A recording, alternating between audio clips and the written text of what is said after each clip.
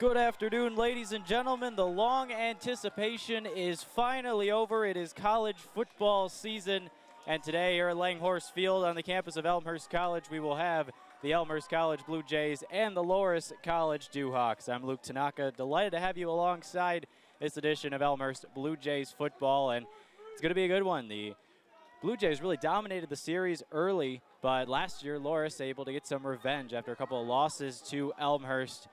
8 turnovers for the Blue Jays last season, and now in his second season, Elmhurst head coach Ron Plans will try to right the ship against the Loras College Dewhawks here at Elmhurst Field. Should be a great matchup. Two teams looking to kick off the season in a positive note, and Loras has won the toss. They want the football, and they will get it here at Elmhurst Field.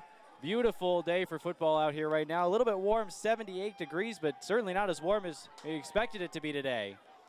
And winds out of the south-southeast at 11 miles per hour. Although the flags at this point not showing. Brett Bayer is going to kick it for Elmhurst. Elmhurst will be in the blue, Loras in the white.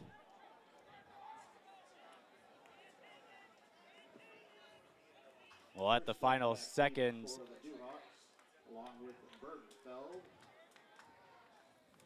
let the final seconds go away here. Pair of Dewhawks back, Blake Thurston and Nate Bergfeld.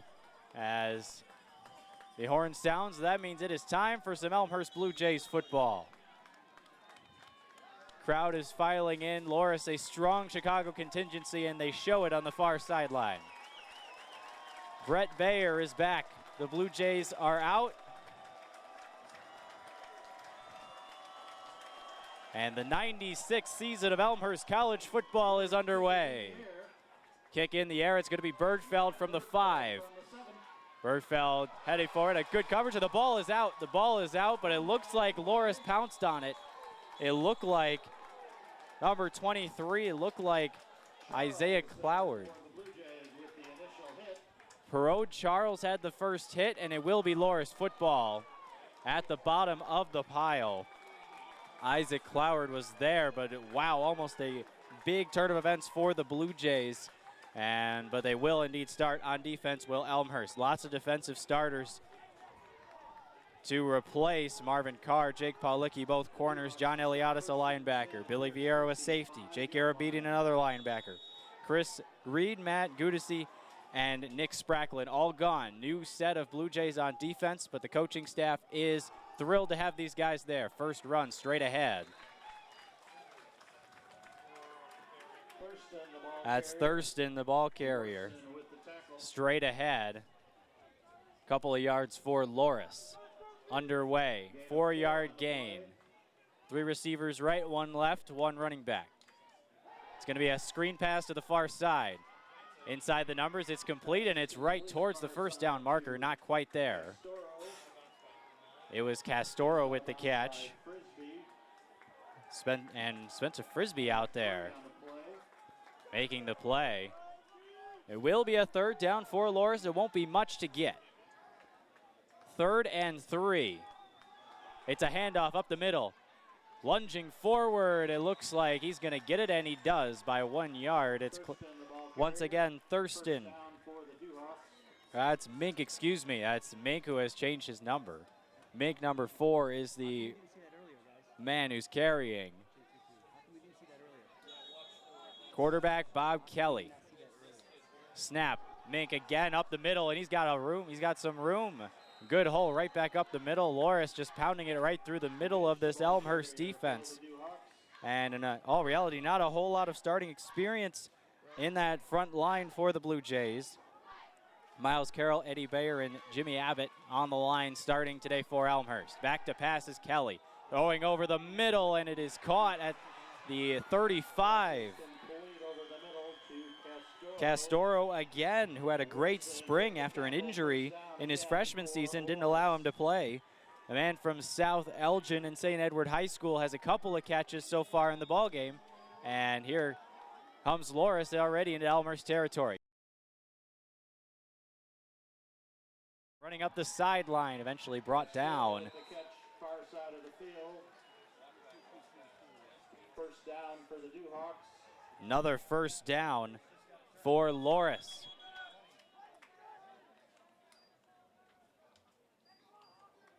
And it looks like instead they call him out before. Weatherall was the one with the tackle on the play.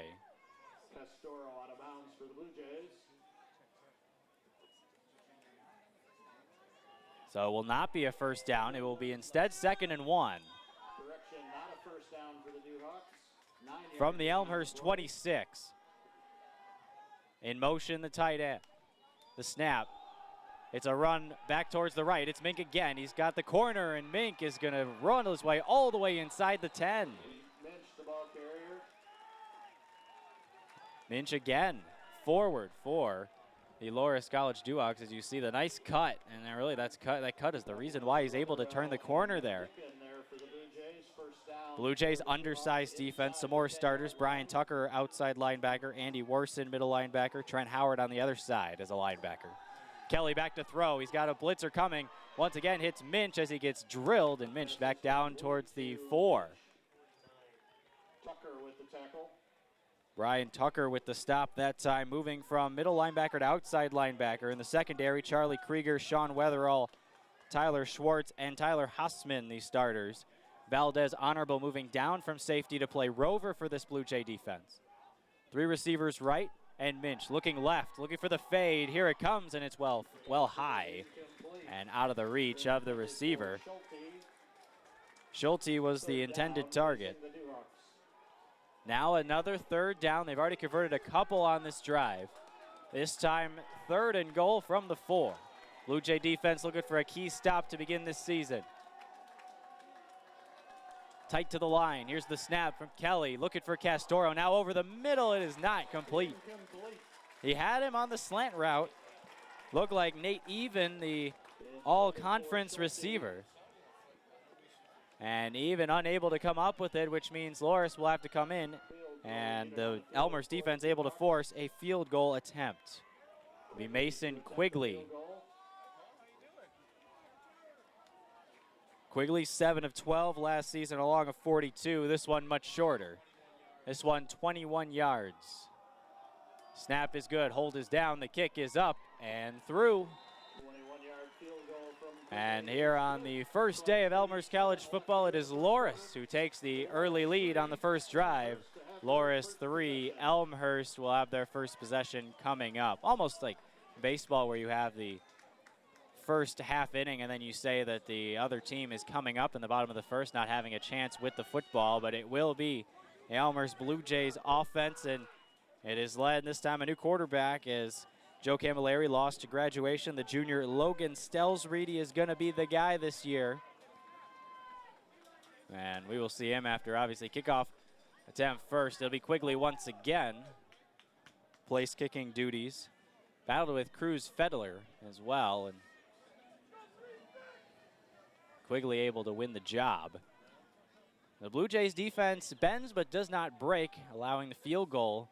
And a short range one, and really it was a pass that I think Kelly will want back, as he had Even open in the end zone, but just could not find him. Tyler Smith back deep. Smith back deep for the Blue Jays. Here's the kick. In the air. Weatherell is the one who's going to take it. Smith blocking for him. Here comes Weatherell. He's got some space. He's got some more space. He's to the 40. He's to the 45. Still going. He's across midfield.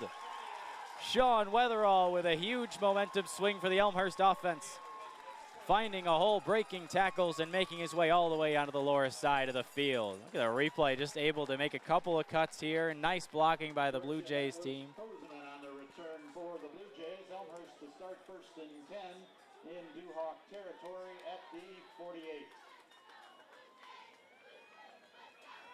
And the Elmhurst offense will start with great field position. And on this season, they will start with Logan Stelsreedy in the pistol. Hard to say under center. The Blue Jays very rarely under center. But when you talk about the Elmhurst offense, it all comes back to Josh Williams, just the Williams name in general. Scotty, Josh's older brother, is in attendance today. First handoff is to Williams. Cutting back towards the left, and he is stuffed. Nowhere for Williams to run. Josh, a first team preseason All-American by D3Football.com. First team All-Conference last season, second team All-American by D3Football.com. 251 carries for 1,291 yards and 11 touchdowns. That's 5.1 yards per carry. Definitely not 5 on that one, stuffed for nothing. And it'll be Stelsreedy with Williams this time behind him. Here's the snap. Stelsreedy will hand off on a draw. Williams has some space to the left. Williams charging forward. He's going to get a first down and more. Josh Williams plunging towards the 30-yard line. Keel with the tackle, first down for Elmhurst. Keel makes the stop. Here comes Tyler Smith into the game. Spencer Frisbee will head out. On that play for Josh Williams. Josh Williams, the heir to the Williams throne here at Elmhurst after Scotty Williams won the Gagliardi Trophy in 2012, the year that Elmhurst made the playoffs. 4 receivers check that for the Blue Jays. Tyler Smith, the man into the game, is in the slot to the right. In motion, the tight end Claxton. It's going to be a pitch to him. Claxton running right, gets around one tackler, cuts back upfield, and will plunge forward for a couple more. Claxton, a gain of 9, almost to the first down marker. Under 11 to play, first quarter. Elmhurst trying to answer Loras and perhaps take the lead here on their first drive. All started with a great kickoff return all the way into Loras territory. 3 runs so far. I've not seen Stelsreedy throw yet. One of the big question marks on this Elmhurst team, how about the offensive line? Pat Walsh, Sam Rathbun, Garrett Underwood, Danny McHale, and Billy Schaefer. The only guy with a lot of starting experience, Danny McHale, 16 career starts. He's playing right guard. Snap is high, but the running is down to Williams. Bounces off a tackle. It's exactly what Josh Williams does. He always leans forward, able to spin around that tackle and just fall forward for a couple of more. First down for Elmhurst at the Loras 26-yard line. Or 21, excuse me. Taking a little bit of time to break the huddle is Stelsreedy. Starting wideouts, Joe Sanfilippo, number 30, number 2, Kalen Miller, number 4, Adam Bowers. Starting tight end, second team preseason All-American, Garrett Claxton. Here's Williams again. Josh Williams, the ball carrier. And down he goes, just a couple of yards for Williams that time. Looked like J.P. Awe, the man with the stop. With Herman on the stop for Loras. Harridge also in there. Cal Harridge for the Loras defense. 117 total tackles last season. That led the team.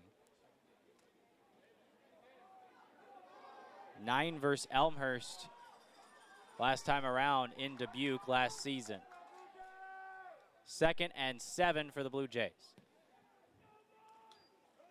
It's going to be Stelsreedy, and he's going to think about running it. He will just plunge forward. Not a whole lot there.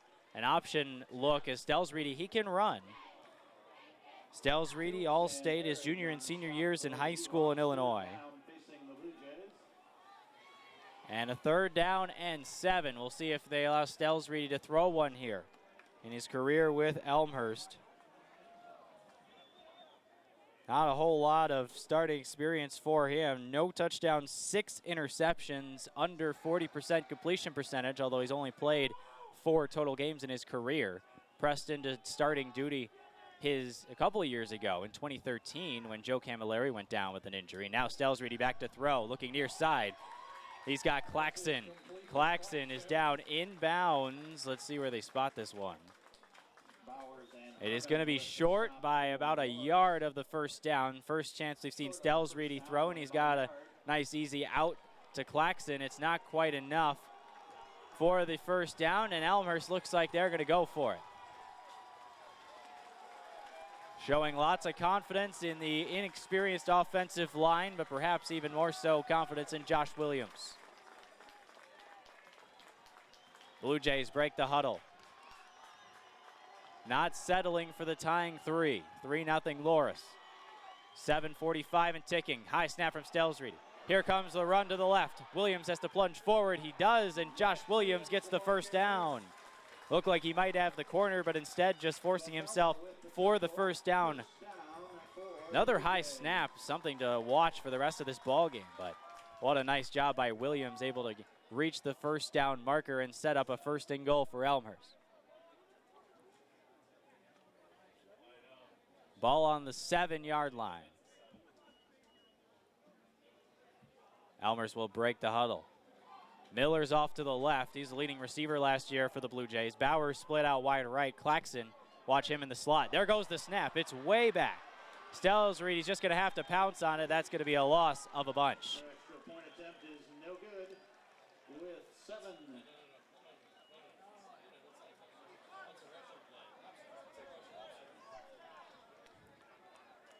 That's going to be a loss of a whole bunch for the Blue Jays, and now I hope you could settle for a field goal at this point.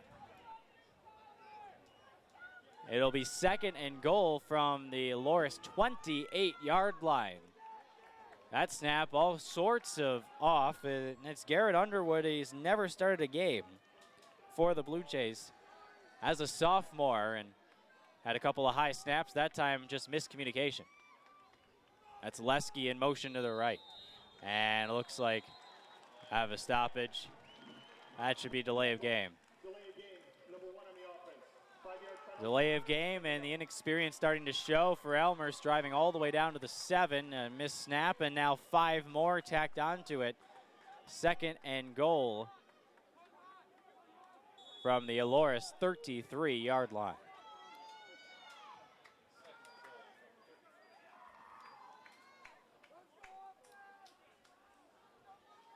Stelsreed going to have to bear down here. Probably not a chance to run it. He's got to throw it. The only pass we've seen, it's been completed. It was a short out to Claxon, a quick hitter. Under 6:30 to play in the first quarter. Stelsreed, all sorts of trouble. Gets away from it. He's got Williams. Williams cutting to the outside. A good block. And Williams taken down inbounds to on the near side at about the 20. They gain about 13 back, but still a long way to go on 3rd down. Remember, Elmhurst went for it on a 4th and 1. And that was from about the 12-yard line. Then Williams plunged forward for 5. Could have taken the field goal there in the sure points. Now seeing themselves in a 3rd down and goal from the 19. Plays coming in a little slowly. Stelsreed is going to have to be aware of that play clock, which is down under 10. With 5, here's the snap. Stelsreed back to throw. Looks near side. It's got Lesky.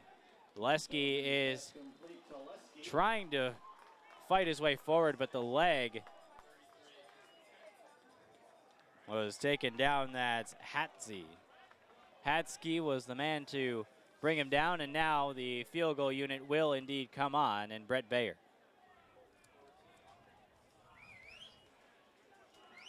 Out of the hold of Tom Finucane.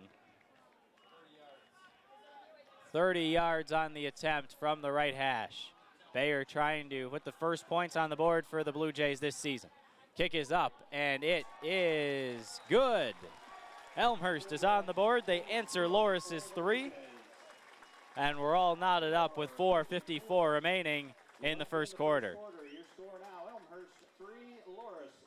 Hydration definitely a big part of this game. And the fight song plays for the first time at Langhorse Field this season.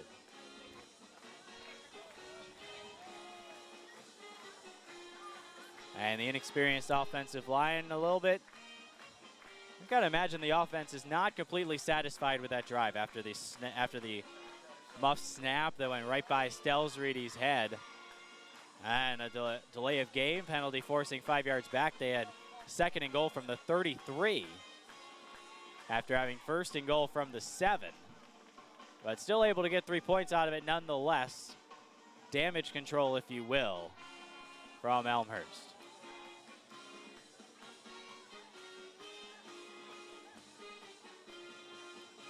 Minch and Bergfeld back deep once again. Brett Bayer getting set to kick it away.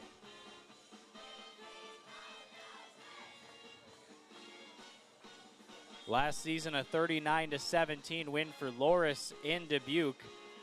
These two teams have played first game of the season for a while now.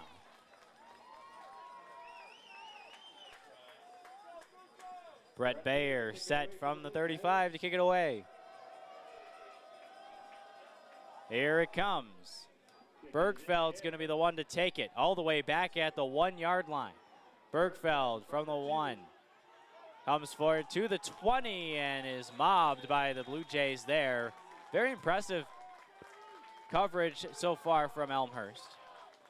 Really nowhere for Bergfeld to go. Once he hit the 20, tried to make a cut, but he ran right in to the defender. That was Charlie Krieger. Starting corner.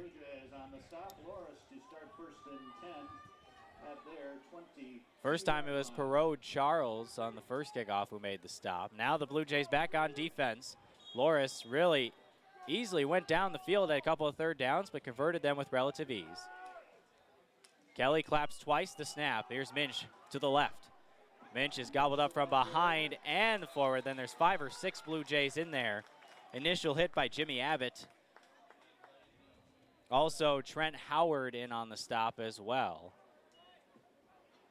Carroll there for the Blue Jays on the stop along with Howard. Miles Carroll also there coming from the backside on the defensive line. Gain of 3, 2nd and 7. Man in motion, and it'll be false start. Look like the left side of the line. They'll push Loras 5 back.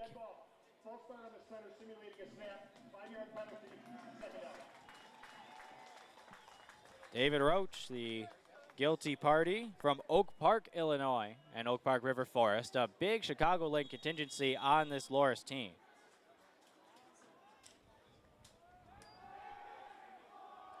Pass is complete to Minch, left side. Or see, that's the right side, and mobbed by the Blue Jays there. You can really tell Blue Jays very fast on defense this year, and you could tell a lot of Blue Jays always swarming to the ball. Initial hit by Schwartz, then he missed as Minch kept going. Honorable cleaned it up. Gain of 5, they get the penalty back, but it's still 3rd and 7.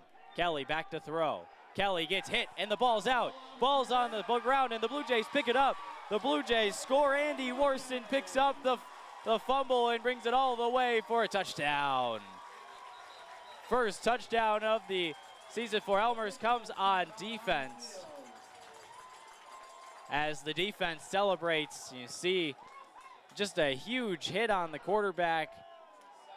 Puts the ball free. Andy Warson brings it all the way into the end zone, scooping it up for the touchdown. Andy Warson had 2 fumble recoveries last season. He's got 1 for a touchdown so far in this season. Ron Plan, second-year head coach, fired up. He loves it. There was some pressure. They brought it from Elmhurst and able to get the big hit on the quarterback. And it was a big one. Training staff attending to a player from Loras.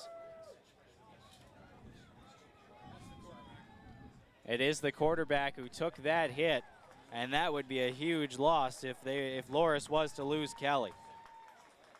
Kelly last season really turned around as a freshman. This Loras offense set school records or passing yards by a freshman, 1,703.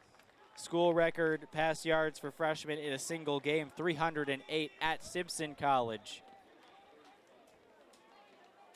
46.3 completion percentage, 12 touchdowns, 15 interceptions, but 213 yards per game is a lot.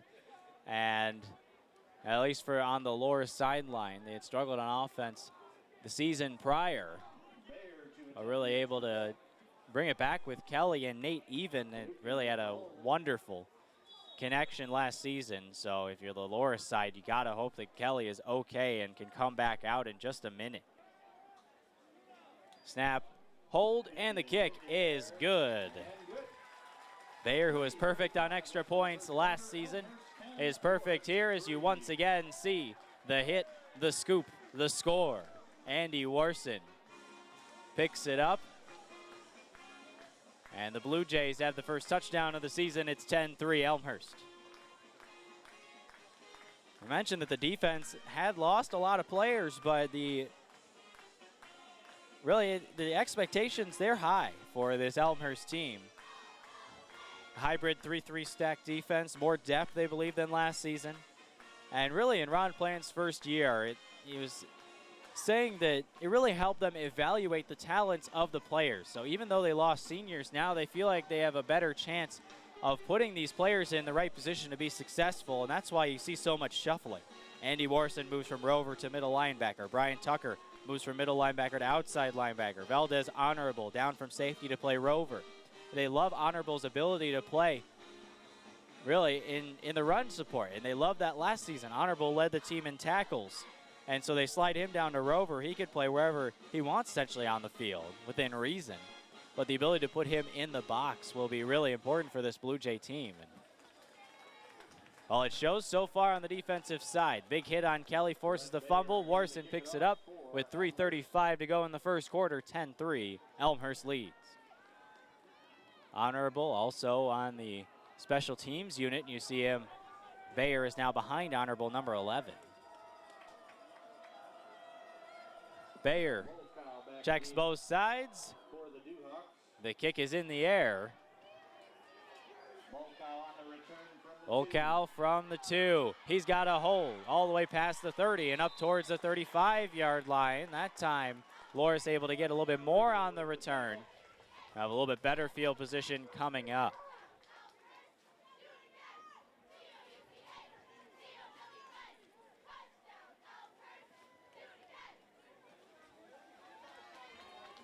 Here comes the Loras offense, and it is a new quarterback. It's Nolan Baumhover. From Orland Park, Illinois, Baumhover forced into duty with the injury to Kelly. Right back up the middle. That's Isaac Cloward, number 23. His first carry of the day goes forward for just a couple. 2 yards officially. See the draw play right up the middle, and we'll see on this drive if Baumhover is given a little bit of time to get back into it. Nope, he's going to throw right away, and has his pass completed. That's Castoro on the far side. Under 3 to play first quarter. Elmhurst leading 10-3. Castoro again with another catch. He's been the main target. Baumhover with his first third down he's facing. Looks back to throw, trying to find Castoro again. Near side, no, check that. That was Danny Willis. And now Loras will be forced to punt. First time Loras will punt in this game. As Baumhover just unable to find Willis, streaking on and out towards the near side.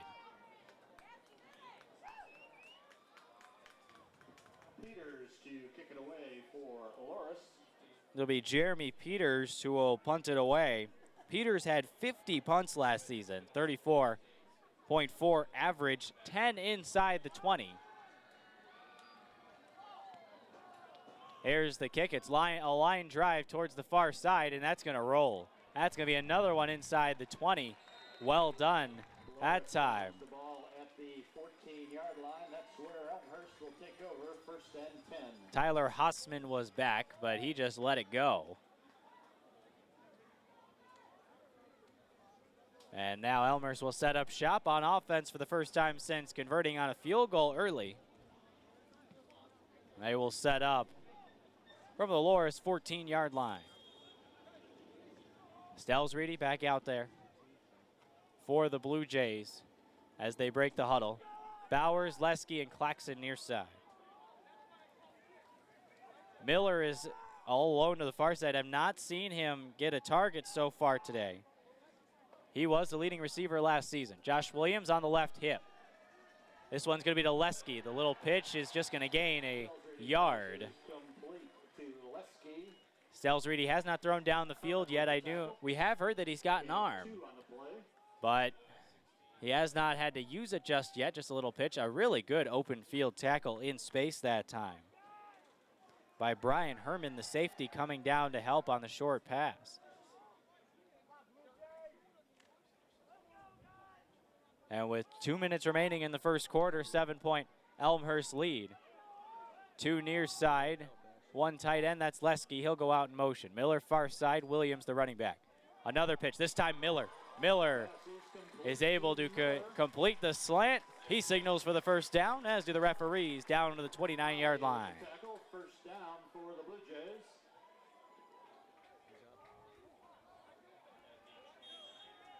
Gain of 14 for Elmhurst. Blue Jays in business with another 1st and 10. Miller last season, second-team all-conference selection, 18 yards per catch, 35 catches, 629 yards, and 7 touchdowns at a couple of 100-yard games, 104 and a touchdown against Wheaton, and 100-plus against Milliken as well. Stelsreedy rolls right, looking out, and he gets hit hard. That was Hoppola. Stelsreedy takes the hit, gets up, puts his chin strap back on. He's ready to get back in the huddle. Stelsreedy he thought he's going to look towards Claxton over the middle, streaking towards an out, but just unable to find him. Loss of 1 on that play. Loss of a yard makes it 2nd and 11. Under a minute to play. First quarter. That's Miller to the near side. Lesky is the tight end. Pair of receivers split out to the left as well. Williams behind Stelsreedy. And that is going to be a false start. And it's going to be right tackle Billy Schaefer. Schaefer, a junior, but he has not played in a game so far in his Elmhurst career. 6'3", 250 pounds. Schaefer getting his first collegiate start. And it is a false start today. The only players with experience on that offensive line, right guard Danny McHale, left guard Sam Rathbun. Rathbun's played 6 games, McHale's played 16. Which I guess 3 games for Rathbun, I should say. 4 receivers and Williams for Stelsreedy. Here's the snap. Looking towards the left, and he overshoots his intended target, Adam Bowers. A couple of more starters for the Loras defense as we wind down. 16 seconds remaining in the first quarter. Cameron McIntosh, Walter Ollie as a safety. Brian Herman a safety as well. Linebackers Logan Keel, Cal Harridge, J.P. Awe. Wes Bowers is the opposite corner of McIntosh. Liam Kerwan, Frank Pelkey, and Austin Eppel on the defensive line. 3rd down and 16 for Elmhurst. A long way to go. Understandably, Loras corners playing off. Here's the snap.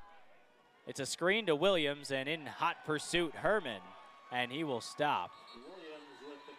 Williams, as the Loras defense is fired up, they get a stop, and that will end the first quarter. After 1 quarter of play here in the college football season here at Langhorse Field, it's 10-3. Elmhurst will come right back with the second quarter on Blue Jay TV.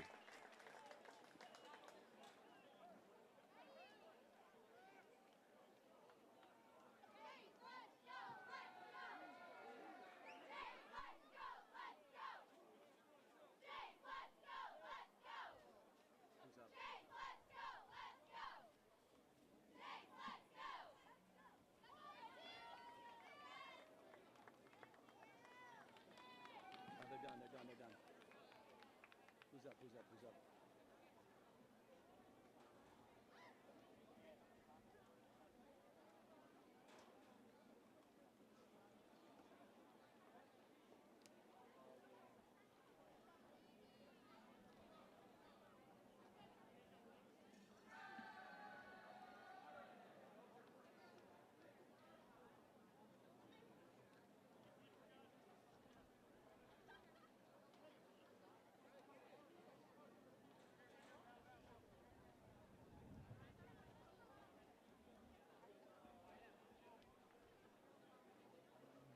I'd have to go into the menus to get rid of it.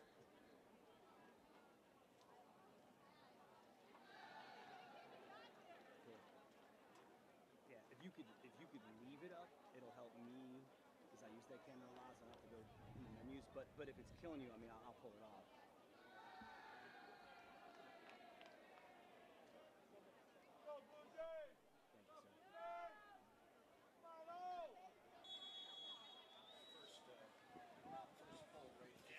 Welcome back. Second quarter of action here. 10-3.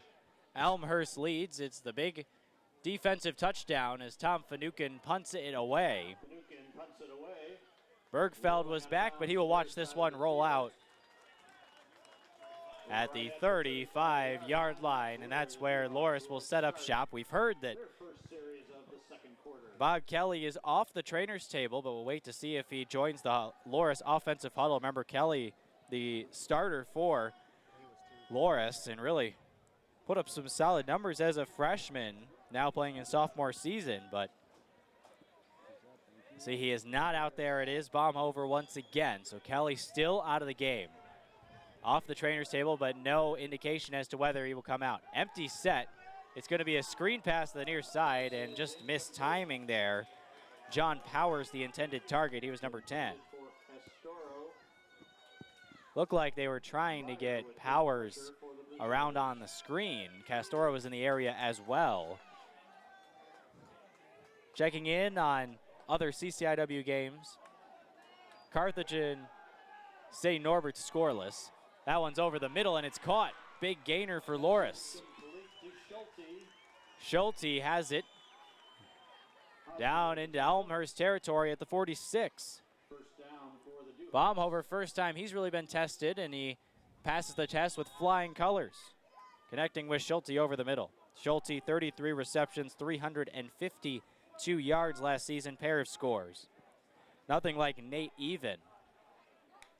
Baumhover, empty set again. He's going to throw again. This time he's going to tuck it and run.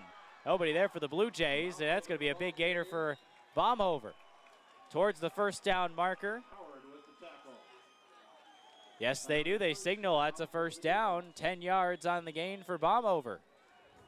Showing his stuff in this Loras offense. Here go the Duhawks. They're hurrying up. The clap, the snap, and hit hard by the Blue Jay defensive line. Jacob Sislak into the backfield. He meets Cloward before Cloward got the ball. Look at this on the replay. Cloward grabs the ball, and there he is. Sislak right in his grill.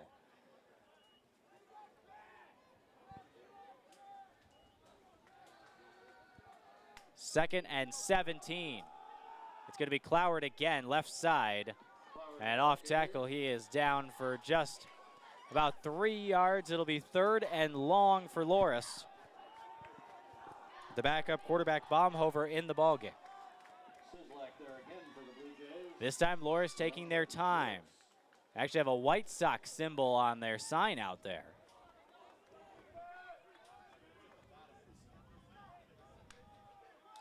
Here's the snap. He's rolling out. Baumhover is going to be taken. He tries to throw it away, and it's going to be intercepted. Baumhover should have taken the sack. He did not. No, it is not count. He was down. He was ruled down because of the race. He tried to throw it. His butt was not down, but the fact that his forward progress was stopped, I assume, was the reason why they called that play dead. It looked like it was very, very close. He's behind almost on the ground. And looks like Loras will punt it away. Nobody back deep for Elmhurst. Peters to kick it away.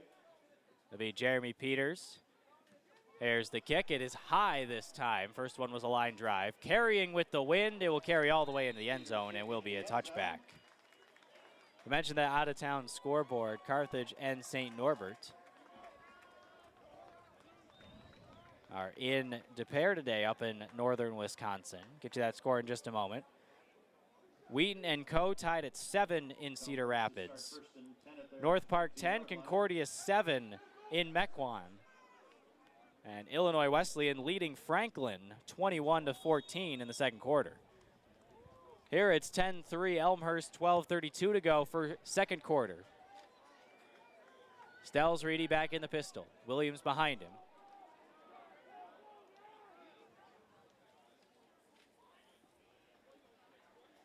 Seven on the play clock.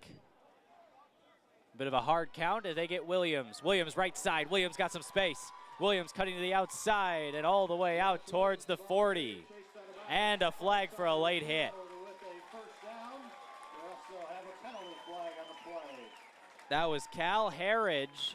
Williams had stopped. He stepped out of bounds, and it looks like actually the late hit, Walter Ollie is going to be charged for that late hit. We saw it on the replay. Williams stepped out with his right foot and charging with the helmet, Ollie, and that gives 15 extra yards for the Blue Jays and puts them into Loras territory at the 47. Illinois Wesleyan's Jack Warner putting on a show at Franklin right now.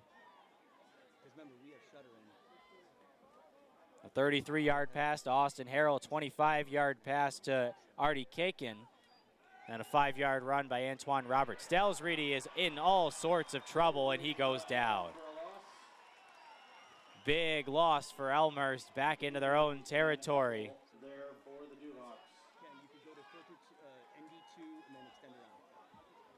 A loss of 11.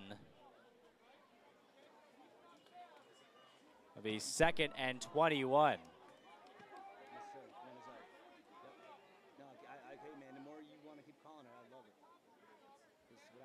Six first downs for the Blue Jays, 5 for Loras. Just 20 rushing yards for Elmhurst, but really it's been all the sacks that have taken away from that. Loras leading total yards 95-62. Here's the handoff to Williams up the middle. Nowhere to go. Austin Eppel on the tackle, number 91. He had 14 tackles last season, 6'1", 250 pounds. 3 tackles for loss, couple of forced fumbles last season playing defensive end for Loras. Played in 4 games. You can imagine projecting over a long season how well he can play. Under 11 to play. Second quarter, 10-3 Elmhurst. 3rd down and a long way to go, 19. Stalsreedy out of the pistol. 3 receivers left, 1 right. Williams behind him. Here's the snap. Short drop for Stalsreedy. All sorts of trouble. He will throw it away. And again, the offensive line unable to pass protect for Stalsreedy. And it'll be 4th down for Elmhurst. Brett Bayer coming out to punt. First time it was Finucane. This time it will be Bayer. As you saw, Stalsreedy, all sorts of trouble from the get-go. No chance to set his feet as the quarterback. And that'll be something to watch all season for Elmhurst, the offensive line. Always been so good. The Blue Jays offensive line propelling Scotty Williams and Josh Williams to such great seasons rushing. Senior late in offensive line in 2012, one of the keys to that team's success. Bayer has the snap. Here's the punt. It's a high punt into the wind. Bergfeld wants a fair catch, and he will have it at the 15-yard line. Loras will start again. Loras, 22 plays, 95 yards, but most of those yards coming on the very first drive.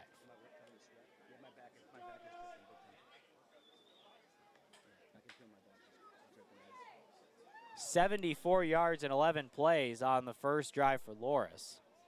I ended up in a field goal. That's how Loras got their 3 points. The Elmhurst touchdown was a defensive touchdown, one of the reasons why you do not see a whole lot of offensive numbers for the Blue Jays. Kelly's back in there. His snap is to Minch, and Minch has a lot of space up the middle. Minch, a 20-yard run. Make that 19. Out to the Elmhurst 34. Kelly back in there. Positive sign for Duhawks fans. Minch towards the right off tackle, and he is taken down by Weatherall.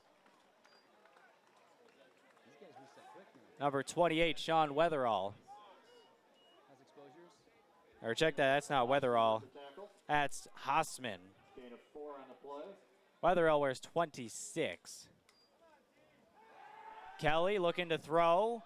It's tipped in the air and almost intercepted.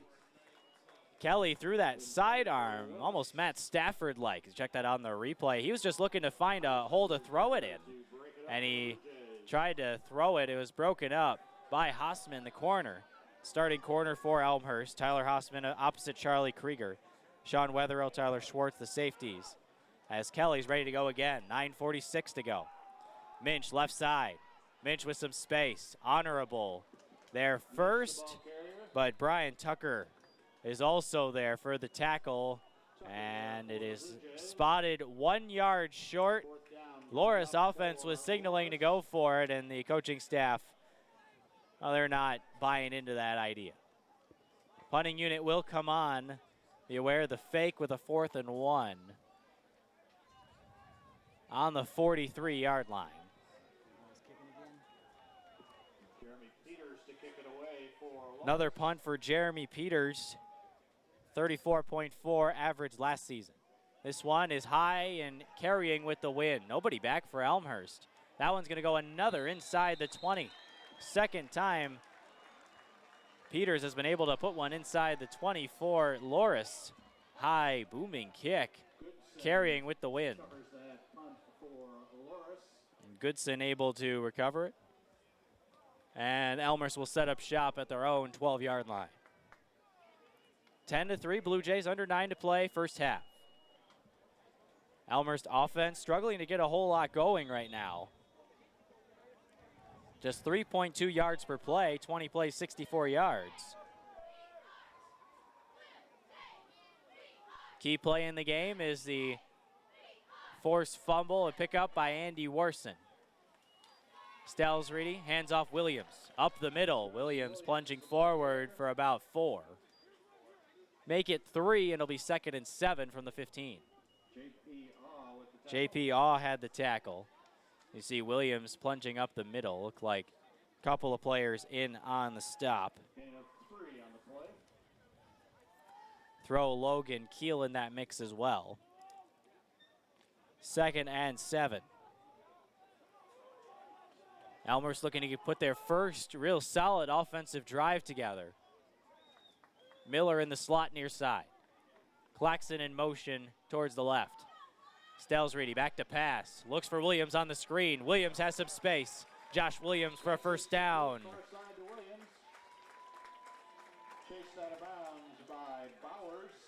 And for Elmhurst offensively, well, you kind of expected it. It's all Josh Williams. 8 carries, 48 yards. And a bunch of receiving yards. How about 2 receptions, 16 yards? And now first down for the Blue Jays at the 24 of Loras. Under 8 to play. 10-3 Elmhurst. 3 receivers near side. Stelsredy will pass to the far side. It's complete to Sanfilippo. Sanfilippo breaks the tackle and lunges forward for a couple more. That'll be an 8-yard gain for the Blue Jays. It'll be 2nd and 2 coming up. Stelsredy throwing a little bit more on this drive, perhaps working him into action, getting the jitters out early by handing off to Josh Williams, who now has 3 receptions for 25 yards after that last catch. You didn't catch any cameras yet, right? So far the cuts have been clean? It's taken a while to get the play in. It's been something that Stelsredy's had to deal with for a while now, as the play doesn't really come in until about 15 on the play clock. Stelsredy, you could tell, really rushing to get the play call. And didn't look like Elmhurst was set. That'll push Elmhurst 5 yards back. It was a false start. They'll give it to Danny McHale, but it seemed like Stelsredy was just rushing on that. Unable. Getting the play in has been a difficult task so far. New system, new game, new quarterback. Getting the signals in, new coach, just 2nd-year head coach. This time they break the huddle with 17 on the play clock. 3 receivers near side, 1 far side, Williams. And Stelsredy's left back pocket. They're going to pass near side, and the pass is well behind its intended target. Intended for Spencer Frisbee. So 3rd down and 7 after the penalty, 6:33, 10-3 Elmhurst. Elmhurst trying to convert one of these 3rd downs. They have struggled so far today offensively. Like I said, just add the extender and go to MD2 and you should be good. They've had the ball for 12 and a half minutes to Loras' 8 and a half, but let's see if they can put together a first down strike here. Here's the pass to the far side. It's caught by Claxton, trying to get the first down marker, but he is unable to get there. A short, quick hitter to the outside. Claxton makes the catch, but is short by 2 yards, and Elmhurst will send out the punting unit. Elmhurst now 0 of 5 on third down. Ticking to about 6 minutes to go in the second half. Brett Bayer ready to kick it away. Total tackles so far, Brian Tucker. Trent Howard has 4, Tucker has 5 to lead a Blue Jays. Snap is a little high, but Bayer gets a booming kick away. Bergfeld wants a fair catch heading towards the sideline, and he will take it. Couple of players in the vicinity.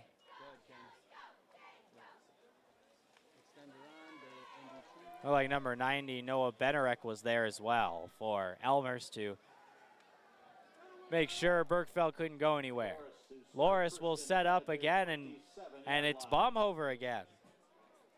They have switched quarterbacks again.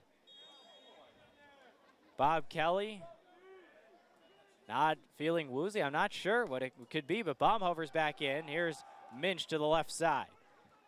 Minch keeping his legs going and hit after probably a 2-yard gain, but extends it to perhaps 4 or 5. See Baumhover in at quarterback. Minch just to the left side, just a power play. Not a whole lot of room to run, just keeps the legs moving. Zach Minch, a transfer from Iowa Central Community College. Here he comes again. Minch up the middle. Minch with first down. To the 44-yard line. Warson was there, as was Miles Carroll. First down for Loras, and they're hurrying up once again.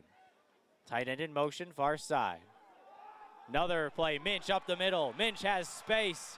Minch all the way into Elmhurst territory and down towards the 30. Zach Minch. And with the loss for this offense of Nate Carrier, who in his junior season last year, 474 yards to lead the team. Very positive to see Zach Minch having a good game here today. This is Cloward to the left side on the draw. Cloward, couple of yards to the left.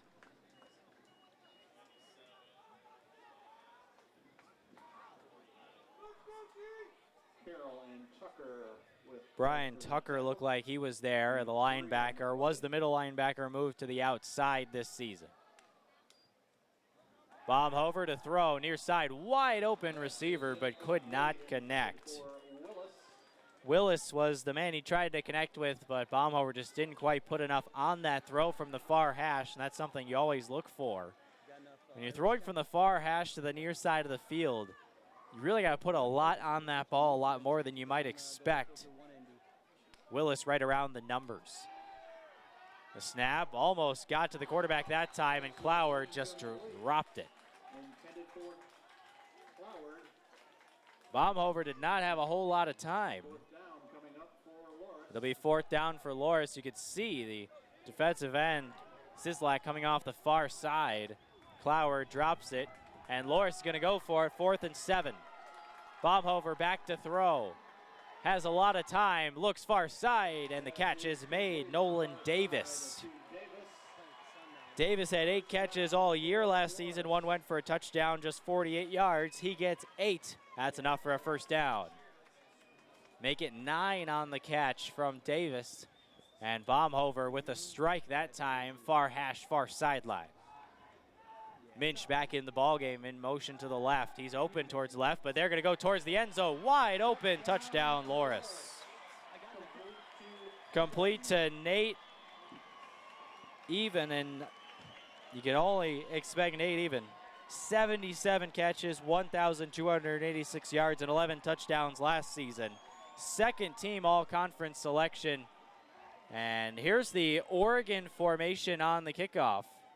Or on the PAT, I should say, and they will indeed try to kick the point after. Baumhover gets the touchdown, and even with the touchdown reception. Kick is up and good. We are all knotted at 10. With 3:58 left in the first half, a chance for a 4-minute drill for Elmhurst.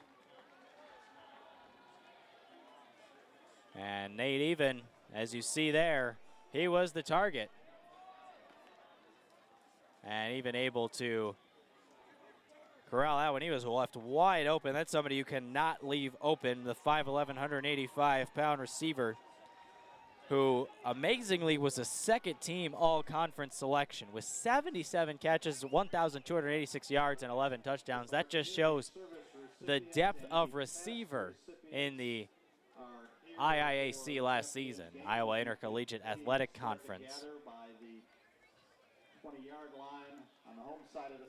Top offensive producers so far. Mikey Castoro has 38 yards for the Dewhawks. Nate Even with 21, including that touchdown reception.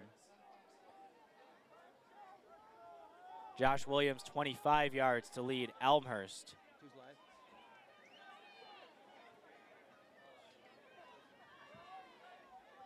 And total yards. Mink now 104 net yards. Really been the offensive force. Kick is in the air. Tyler Smith, far side. Tyler Smith cutting to the outside. Smith has some room. A good block.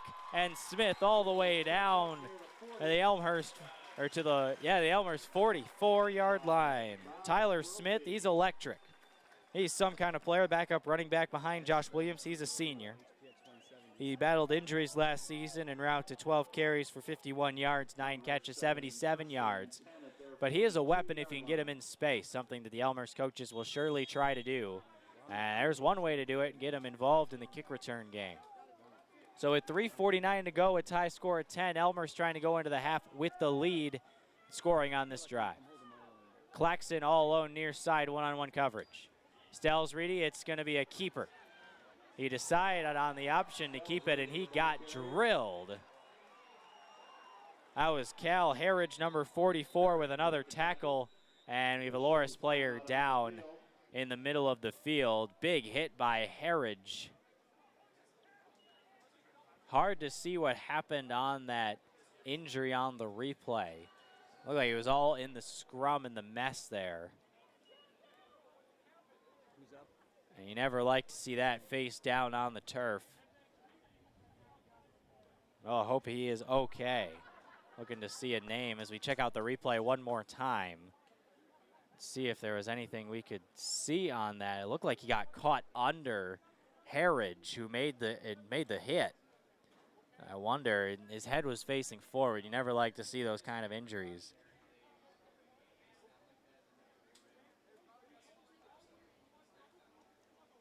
Yeah, I bet they're gonna have to bring a stretcher out. Loras players down to a knee.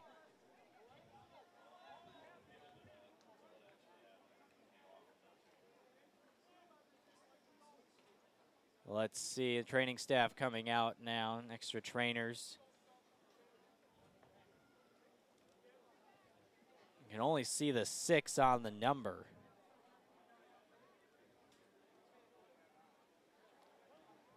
We won't give you a name or a number until we know for sure who it is. Athletic trainer at Elmhurst, Ann Hutchins, out there as well. And really everything has just gone silent here at Langhorse Field. Everybody hoping for the best. And football is a tough game, and never like to see these kinds of injuries. See a trainer talking, it seems, to the player.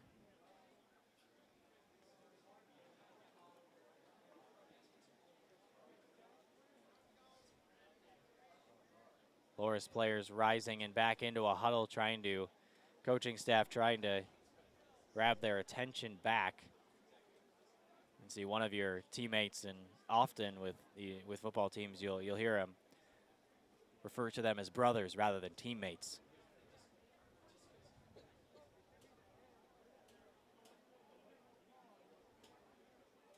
With 3:38 to go, a tie score at 10, and scary moment out on the field right now.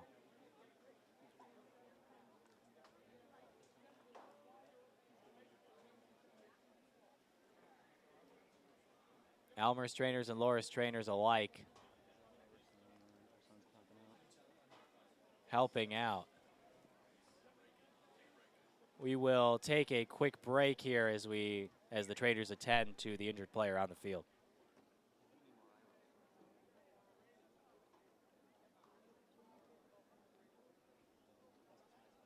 Welcome to the cultural season at Elmhurst College.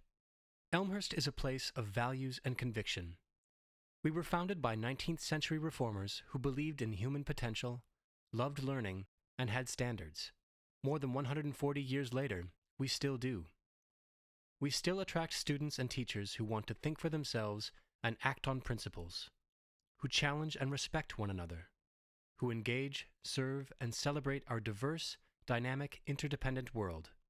A few years ago, to be clear about things, we wrote down our core values. This year, we asked some of our students what those values mean to them.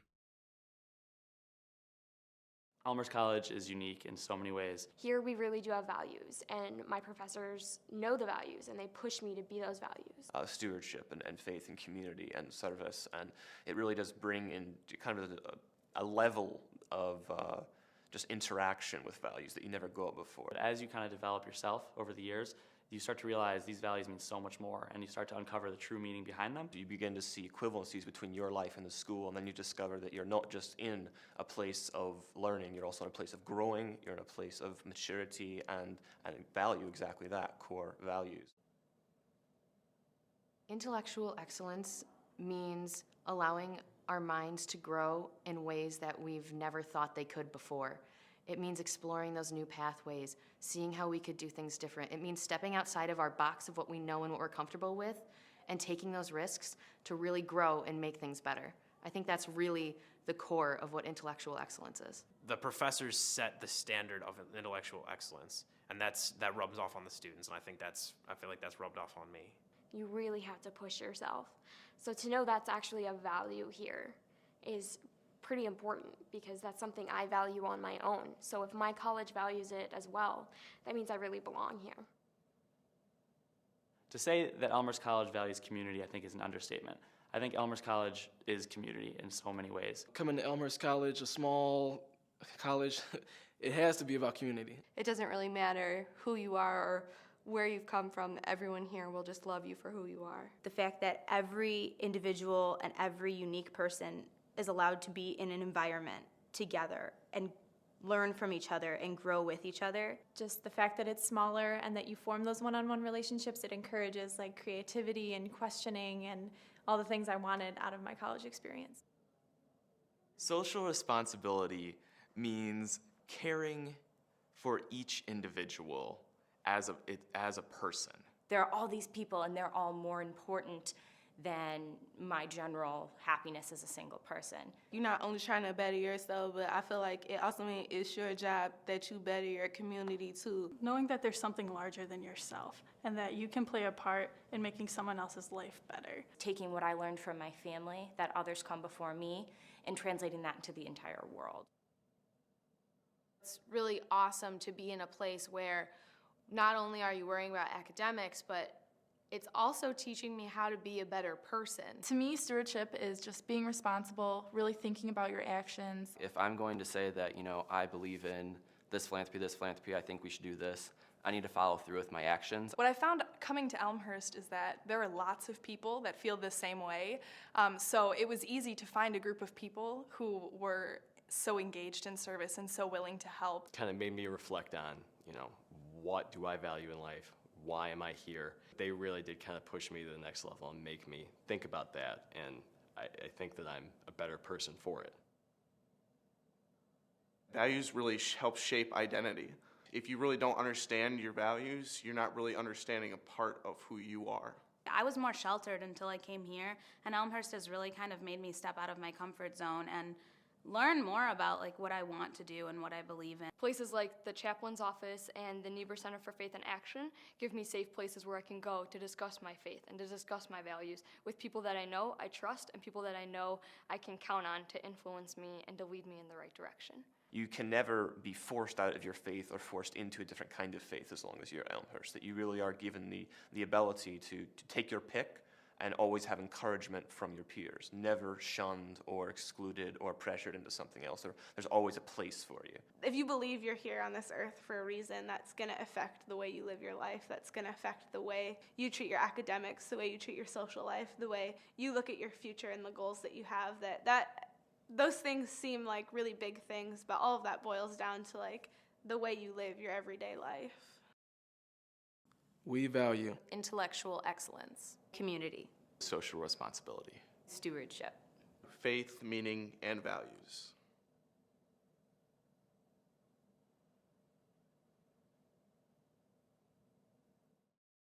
I have had a great experience at Elmhurst. I'm obviously involved with the volleyball program, and it's been a really good experience for me. I would say we're pretty close because we practice 5 days a week for 2.5 hours. We're lifting, we're doing bonding things, and we're traveling on the weekends. So you're pretty much with these girls for 3 months every single day for hours. So we're all pretty close, and we rely on each other and ask each other for help.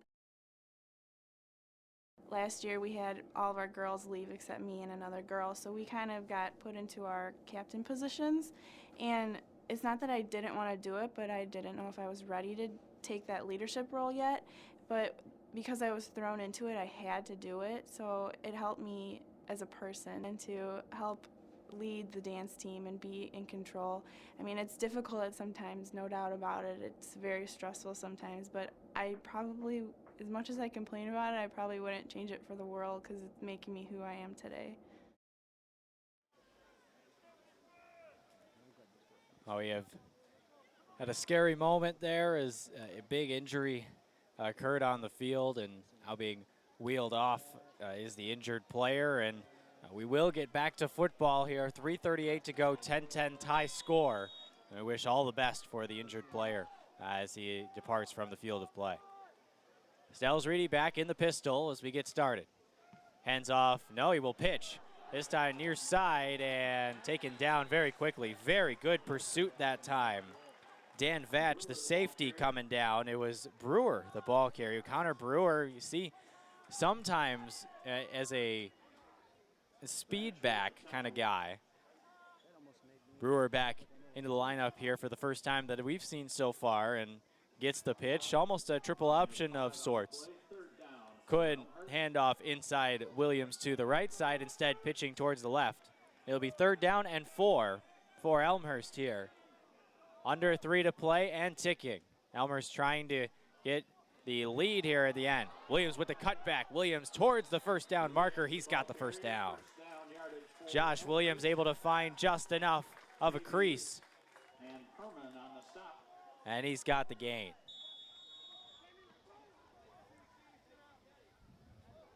Williams so impressive. First team preseason All-American by D3Football.com. 52 net yards so far today. Really been the key cog for this Elmhurst offense. The only 2 other players, Connor Brewer, Garrett Claxton, 9 yards, 5 yards. And it's really been Williams or bust so far for this Elmhurst offense, but still a tie score at 10. Stells Reedy rolling out to the right. Throws short of Garrett Claxton, probably smart. Claxton was double covered. Logan Keel and Cal Harridge on the coverage, 2 linebackers.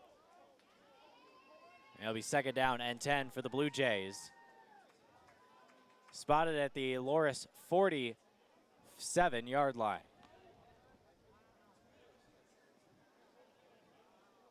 This will be a key drive for the Blue Jay offense. Just a field goal on the offensive side. The touchdown came from the defensive side.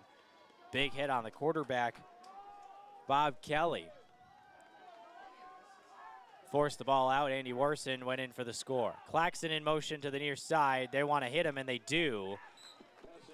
Quick hitter towards the near side. He's got a couple of yards. It's still going to be 3rd and long for the Blue Jays. Stells Reedy able to connect on with Claxton on that play. Another sort of option play where you can hand it off to Williams, but with Williams bottled up, the Loras defense wants to zero in on Josh Williams. Force Stells Reedy to beat them through the air. Stells Reedy, first time starting the year as a starter, has started 4 games in his career for the Blue Jays. With Joe Camilleri gone, he has inherited the starting job. Leski out in motion to the far side. Stelsrede, all sorts of trouble. They want to set up a screen. Stelsrede goes down, as does Williams, his intended target. Unable to connect, and we'll see if they go for it. They are in that iffy range where if you punt it into the end zone, it's only about a 20-yard punt. But at the same time, it's 4th and 7, and it looks like they'll pull the offense off the field. Tom Finucane looks like he will punt it away. Last year, 16 punts, 548 yards. It's an average of 34.2 yards per punt. 3 inside the 20. Him and Brett Bayer split the punting duties last season, and they have in this game so far as well. Finucane's kick is angling towards the near side. Bergfeld is going to let it bounce, and it's right by the 1. It is it held in? Yes, it is. Elmhurst holds it at the 1-yard line. What a great job by the coverage team. Let's check it out. 90 was there, but that was a great play. 28, it's Hassman, the corner, starting corner in on special teams, who keeps the ball from going into the end zone and forces Loras at the 1. Loras offense trots out. It is Baumhover. Bob Kelly shaken up on the hit where the touchdown was scored. Baumhover came in. We saw Kelly for one more series, but Kelly has not come in since that series. Minch left side, getting some breathing room for the Loras offense. He moves down to about the 4-yard line. It'll be 2nd and 8 for Loras. Howard with the tackle, along with Honorable. Trent Howard in on the stop. Outside linebacker joined by the Rover, Valdez Honorable. Blitz coming from the left side. That's where Mink runs, and Mink is stopped pretty quickly.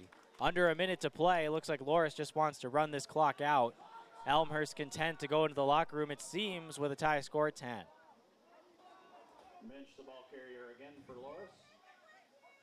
Just about a 2-second difference between game clock and play clock.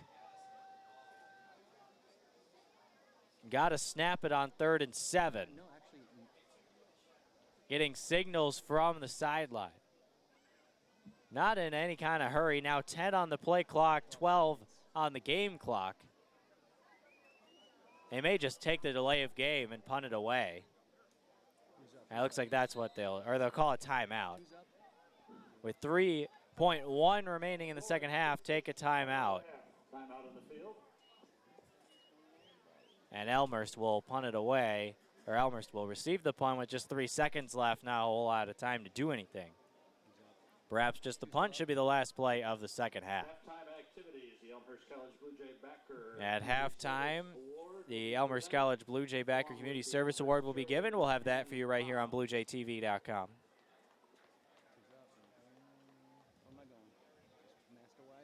Loras calling the timeout. Give us a chance to check out of town. As Wheaton in Cedar Rapids, 24-7 over the Cohawks of Co. Johnny Peltz, 12 of 17, 199 yards and a touchdown through the air. Rushing, Peltz leading the team with 8 rushes, 22 yards. Just a long of 6, 1 touchdown. Not a whole lot of rushing, but Wheaton dominating that ball game so far. North Park 13, Concordia 10, and Mequon.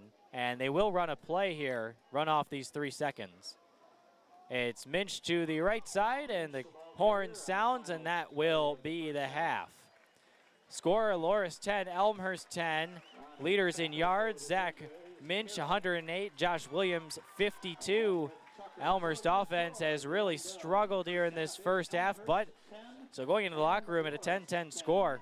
That's not too bad. 31 plays, 102 yards, just 3.29 yards per play for the Blue Jays. And 1 of 7 on 3rd down, as is Loras.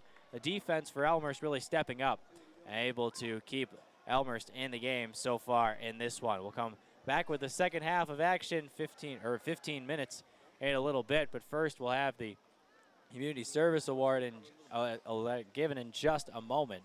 Some more stats.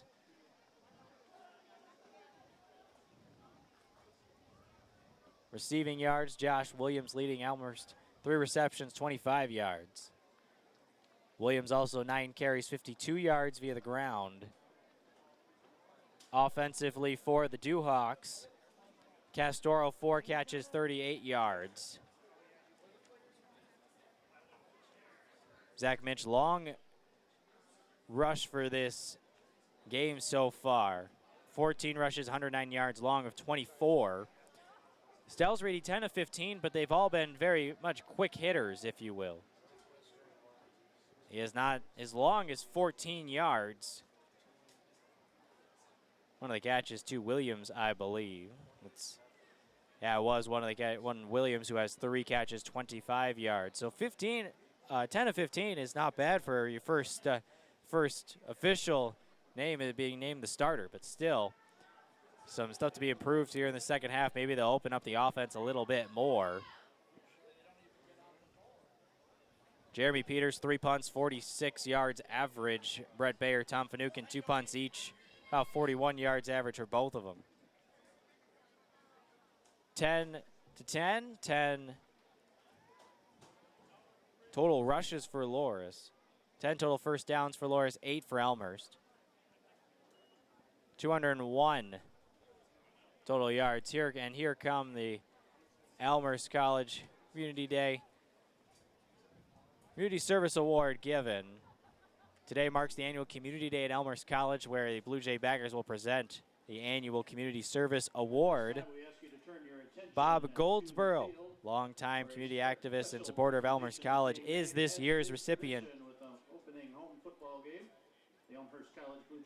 Goldsboro's been an annual supporter of Blue Jay Backers since the organization's inception over 30 years ago. He also participates in Blue Jay Backers Brunch, a group of supporters who attend home and road sporting events throughout the season. That's the Blue Jay Backers Bunch. And loyal support to the college. This year's recipient is Bob Goldsboro. Goldsboro wearing the Elmhurst baseball hat along with the number 10 Blue Jays jersey out there. That's a throwback. That's an old school Jays jersey. I like the mix of sports there, the baseball with the football. In addition to his support of Elmhurst athletic teams, Goldsboro has also served as a volunteer mentor of the college's mentoring program. And as a former student myself for 4 years, I know how great that mentoring program can be, can connect you with some great professionals out there, whatever field you are in, including for me. It was a thrill to meet Dave Wills, the Tampa Bay Rays radio broadcaster who was an Elmhurst College alum. Goldsboro volunteers with DuPage chapters of PADS PADS and Meals on Wheels, while also serving as an elder at the First Presbyterian Church of Glen Ellen. Goldsboro is published author of over 15 murder mystery novels. He and his wife Jeanette have 4 grown children and 8 grandchildren. Big family at Thanksgiving. Blue Jay Backers organization has presented the Community Service Award annually since 1996. Bob Goldsboro is out there, and he receives his award. Congratulations to Mr. Goldsboro. Couple of former recipients out there as well. Congratulations to Goldsboro on his recognition, and now we will take a break for halftime. And we'll be back about 12 and a half minutes with the second half here on Blue Jay TV. Welcome to the cultural season at Elmhurst College. Elmhurst is a place of values and conviction. We were founded by 19th century reformers who believed in human potential, loved learning, and had standards. More than 140 years later, we still do. We still attract students and teachers who want to think for themselves and act on principles, who challenge and respect one another, who engage, serve, and celebrate our diverse, dynamic, interdependent world. A few years ago, to be clear about things, we wrote down our core values. This year, we asked some of our students what those values mean to them.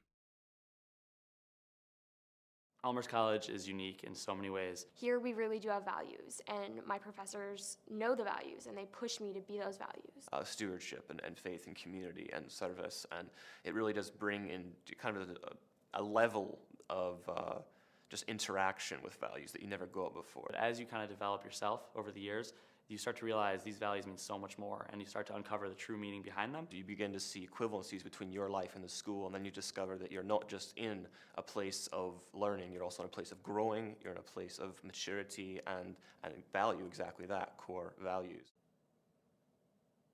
Intellectual excellence means allowing our minds to grow in ways that we've never thought they could before. It means exploring those new pathways, seeing how we could do things different. It means stepping outside of our box of what we know and what we're comfortable with and taking those risks to really grow and make things better. I think that's really the core of what intellectual excellence is. The professors set the standard of intellectual excellence, and that rubs off on the students, and I feel like that's rubbed off on me. You really have to push yourself. So to know that's actually a value here is pretty important because that's something I value on my own. So if my college values it as well, that means I really belong here.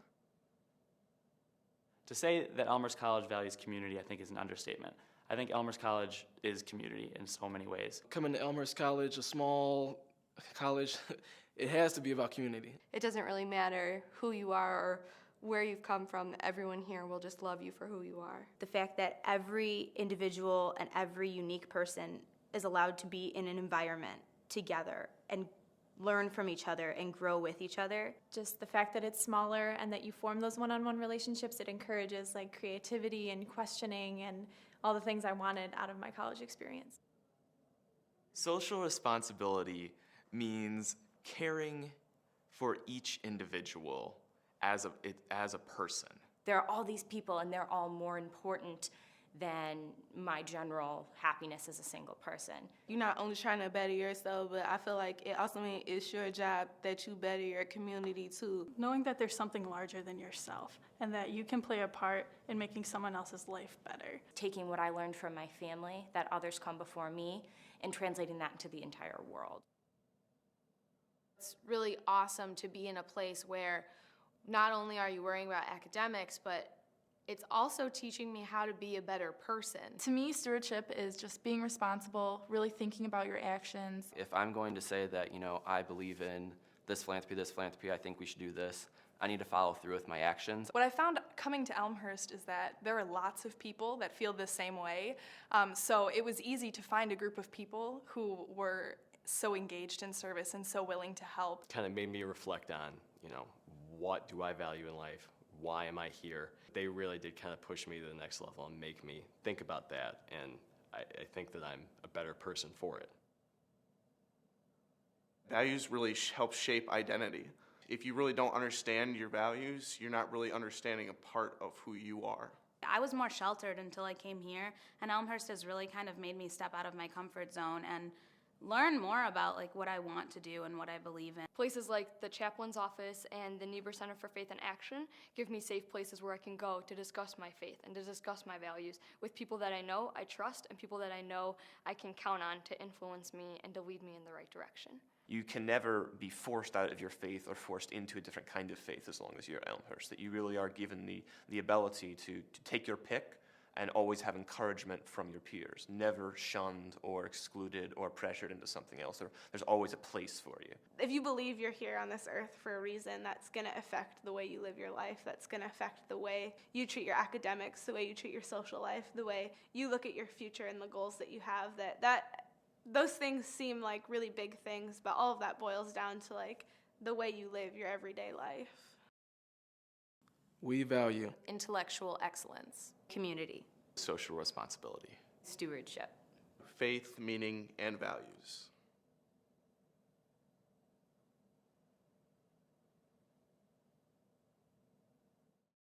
I have had a great experience at Elmhurst. I'm obviously involved with the volleyball program, and it's been a really good experience for me. I would say we're pretty close because we practice 5 days a week for 2.5 hours. We're lifting, we're doing bonding things, and we're traveling on the weekends. So you're pretty much with these girls for 3 months every single day for hours. So we're all pretty close, and we rely on each other and ask each other for help. Last year we had all of our girls leave except me and another girl, so we kind of got put into our captain positions. And it's not that I didn't want to do it, but I didn't know if I was ready to take that leadership role yet. But because I was thrown into it, I had to do it. So it helped me as a person and to help lead the dance team and be in control. I mean, it's difficult sometimes, no doubt about it. It's very stressful sometimes, but I probably As much as I complain about it, I probably wouldn't change it for the world because it's making me who I am today.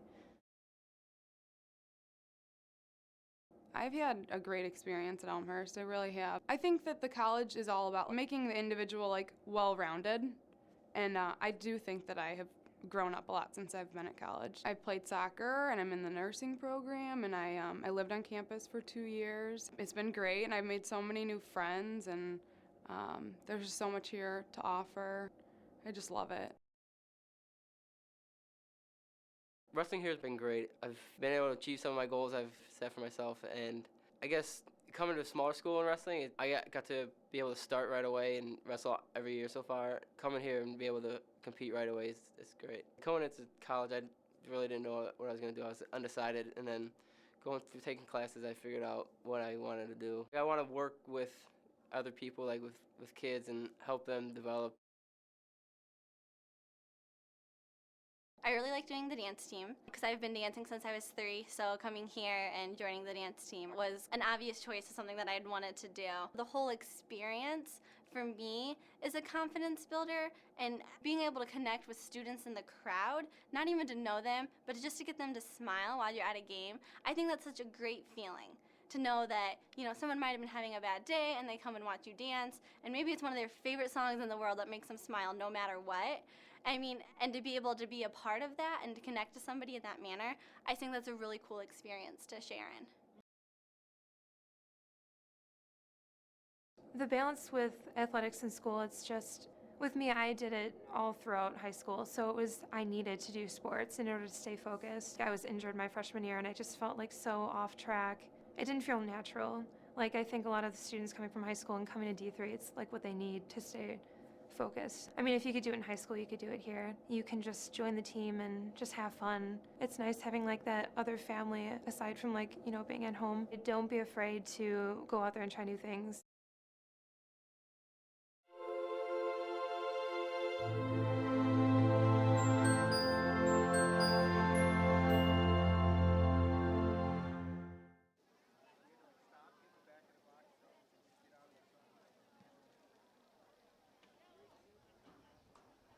Welcome to the cultural season at Elmhurst College.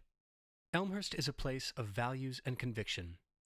We were founded by 19th century reformers who believed in human potential, loved learning, and had standards. More than 140 years later, we still do.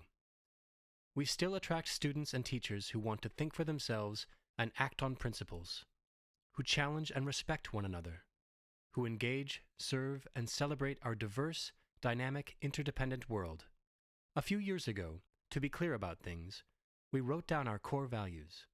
This year, we asked some of our students what those values mean to them.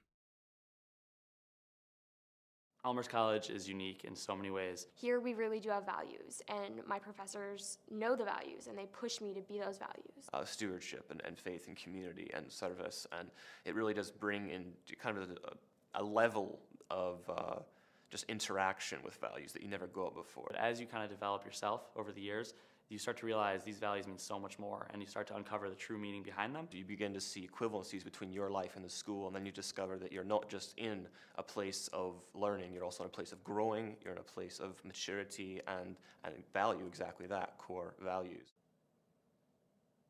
Intellectual excellence means allowing our minds to grow in ways that we've never thought they could before. It means exploring those new pathways, seeing how we could do things different. It means stepping outside of our box of what we know and what we're comfortable with and taking those risks to really grow and make things better. I think that's really the core of what intellectual excellence is. The professors set the standard of intellectual excellence, and that rubs off on the students, and I feel like that's rubbed off on me. You really have to push yourself. So to know that's actually a value here is pretty important because that's something I value on my own. So if my college values it as well, that means I really belong here. To say that Elmhurst College values community, I think, is an understatement.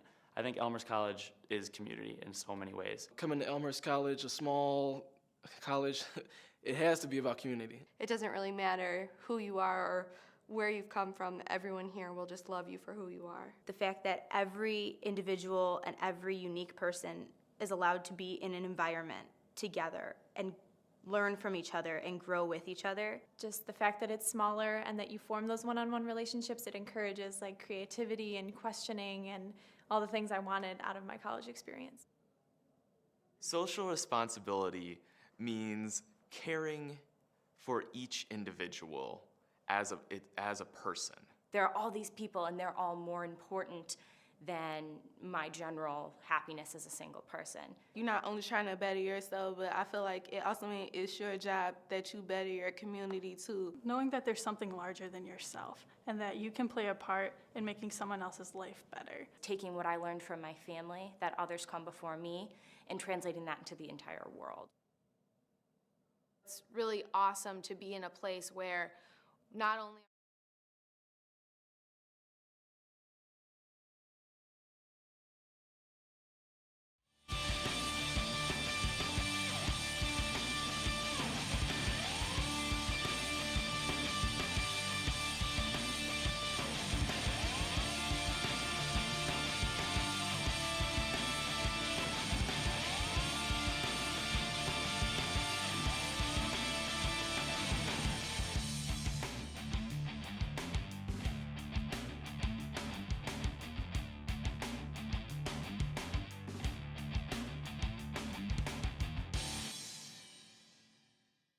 Welcome to the cultural season at Elmhurst College. Welcome back for the second half of action between the Elmhurst College Blue Jays and the Loras College Dewhawks. A 10-10 score as we head into the second half. I'm Luke Tanaka, delighted to have you alongside this edition of Elmhurst College football. Let's look at some of the first half stats. And really, Loras able to get the better of the work offensively. 37 plays, 201 yards. Elmhurst just 102 yards of total offense in the first half. They will receive to begin this second half, will the Blue Jays. And really, third down conversions, another thing you see with the offense is sputtering. 1 of 8 for Loras, 1 of 7 for Elmhurst. And in all reality, the Blue Jays really, I think, need to open up the passing game if they're going to have a chance in this ball game. Josh Williams has had a good game so far, 9 carries, 52 yards, and also 3 catches, 25 yards. But just really, Logan Stelsreedy, the quarterback, has been good with what he's been given. He has been given a lot of short routes, not a whole lot of down the field passing. Have not seen a ball thrown downfield along so far. 14 yards, and that was a catch and run by Josh Williams.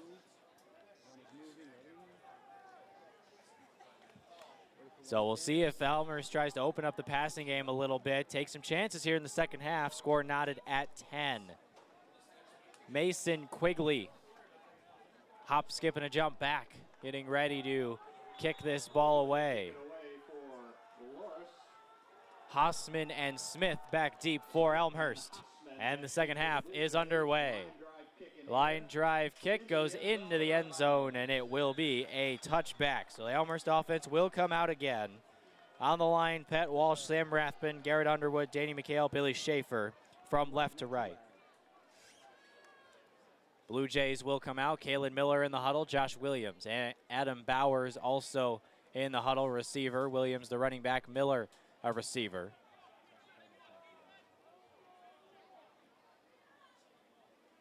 Taking some extra time to get this huddle together. And the Blue Jays and the Dewhawks both had one very good drive that ended in field goals. Loras able to have another drive later in the second half to go for their one touchdown. A connection from Bob Hover to Nate Even. Blue Jays touchdown came on the defensive side. Andy Warson picked up the fumble and ran it back for a score. First snap of the second half. Stelsreedy will air it out. It goes for Miller, and it's tipped away. No, they're going to call a flag. And that was good coverage. Wes Bowers on the coverage. He leaped over Kalen Miller, got his hand on the football, but perhaps that left arm. Miller likes the call. Loras furious. And Miller is going to get the benefit of the doubt on this one. Pass interference. First time we've seen Stelsreedy air it out. And it goes for a 15-yard pass interference penalty.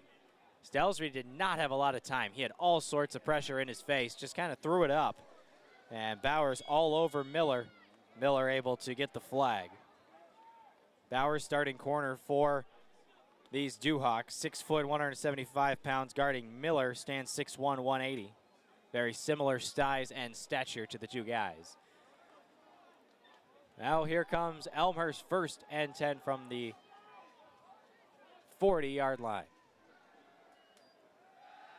Stelsreed in all sorts of trouble again. JP off the edge, and he'll have to throw it away. JP again coming off the edge, unblocked, second play in a row.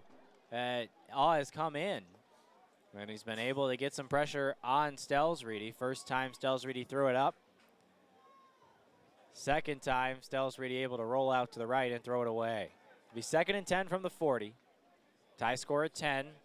Opening moments of the second half. Interesting to see a couple of pass plays out to start this second half. Elmhurst, a run-oriented team with Josh Williams, who stands behind Stelsreed. Claxton in motion from left to right. Stelsreed, another pass.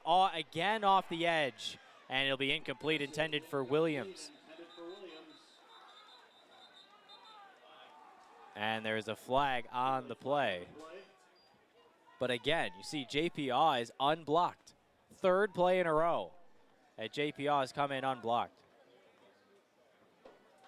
Looks like it's in the area of offensive holding. It's a chop block. Sam Rathbun, the guilty party, the left guard. And that means Elmhurst will back it up. Essentially, you give the 15-yard pass interference penalty back, except now it's 2nd and 25. Blue Jays need to get to midfield, but they'll set up shop at their own 25. 14:43, 10-10 score.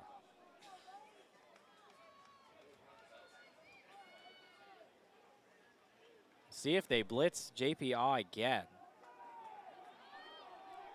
Aw's the outside linebacker. He played 10 games for the Duhawks last season. He's come in on each play, and now we're going to have another penalty flag. And that's going to be some more yards back for the Blue Jays.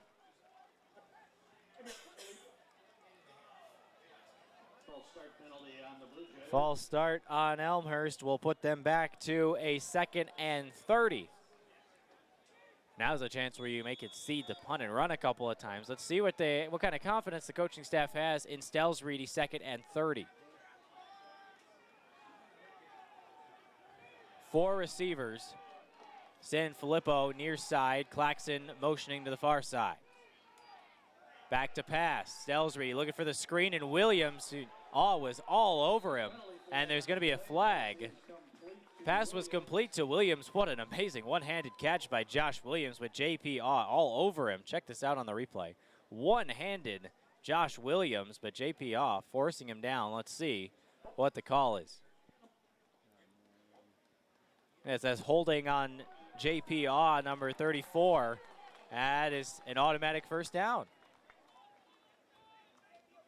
So the Blue Jays bailed out of a 2nd and 30.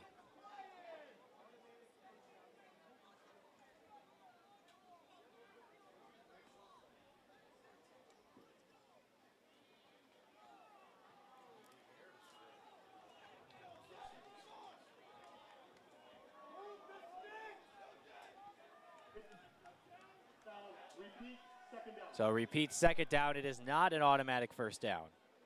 Defensive holding instead, just giving yards back to the Blue Jays.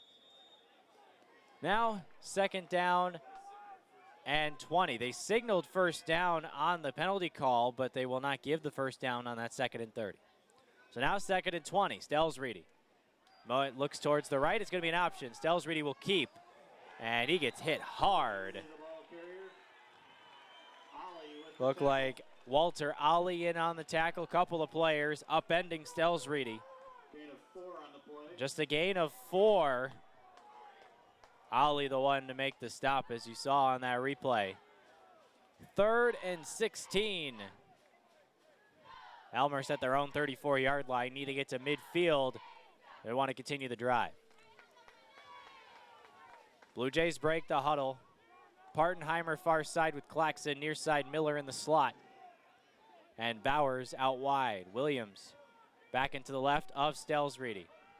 Pass will go to the far side, and Claxon not even attempting for that first down. Claxon barreling forward, or at least trying. It's Ollie again. Couple of players in on the tackle. Ollie was over there, but he made the final hit.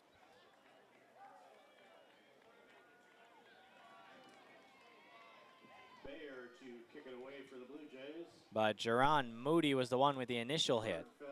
And it'll be another punt for Elmhurst, their 5th of the game. First drive of the second half, sputters with penalties.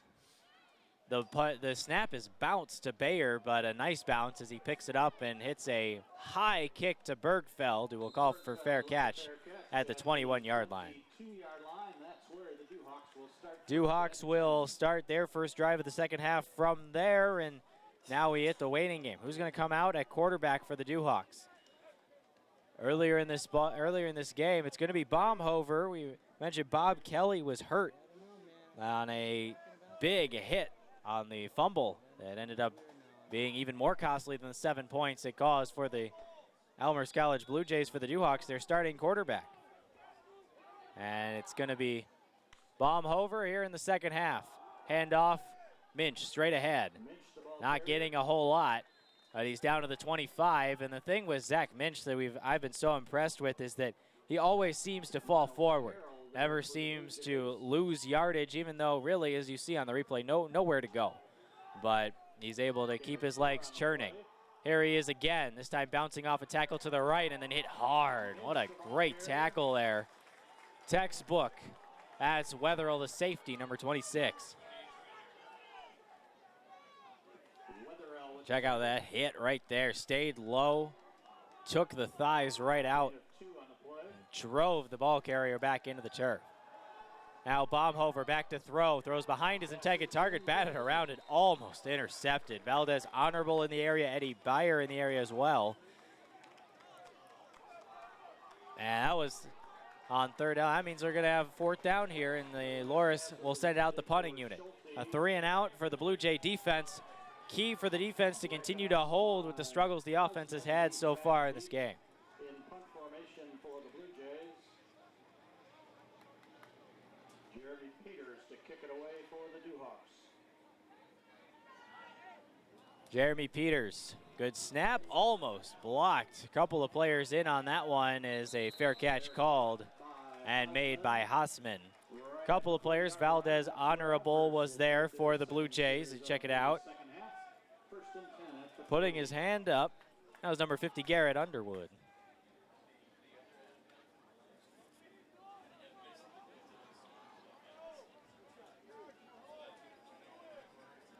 And Stelsreedy once again will lead this offense, which starts from the 40-yard line. 1st and 10, 12 minutes to play in the third quarter. Stelsreedy with Williams behind him. 2 receivers split out each side. Lots of 4 wide sets. Tight ends not playing their traditional on-the-line spot. You'll see Evan Lesky do that, but Garrett Claxton essentially a receiver. This one is intended for Sanfilippo down the near sideline, and it's incomplete. And again, Wes Bowers on the coverage.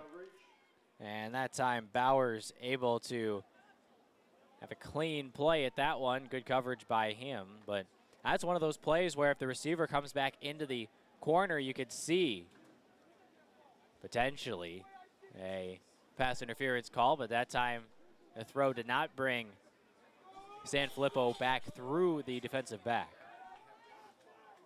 Miller far side with Bowers. Lesky and Claxton, the 2 tight ends. Check that, Sanfilippo split out far to the near side. Stelsreedy pass out to Miller. Trying to get him in space. Kalen Miller brought down immediately for a loss. Looks like it'll be just no gain on the play. And just a quick hitter out to Miller. He danced a little too much and was brought down quickly. Dan Vatch, the safety out there, able to make the play in the initial hit. 3rd and 10, Elmhurst from the 40-yard line. Another long 3rd down for the Blue Jays. Third down conversions have not been there so far today. 1 of 8 so far. Claxton in motion. Stelsreedy back to throw. Wants Williams, and he threw it behind him. Stelsreedy unable to find Josh Williams, and Elmhurst will be forced to punt once again. It's just a quick screen, and really Cal Harridge was in quick pursuit. So even if Williams had made that catch, wasn't a whole lot of room for him to go. Stelsreedy unable to connect on that one. So it'll be Bayer to punt and Bergfeld back for Loras. Elmhurst in the blue, Loras in the white.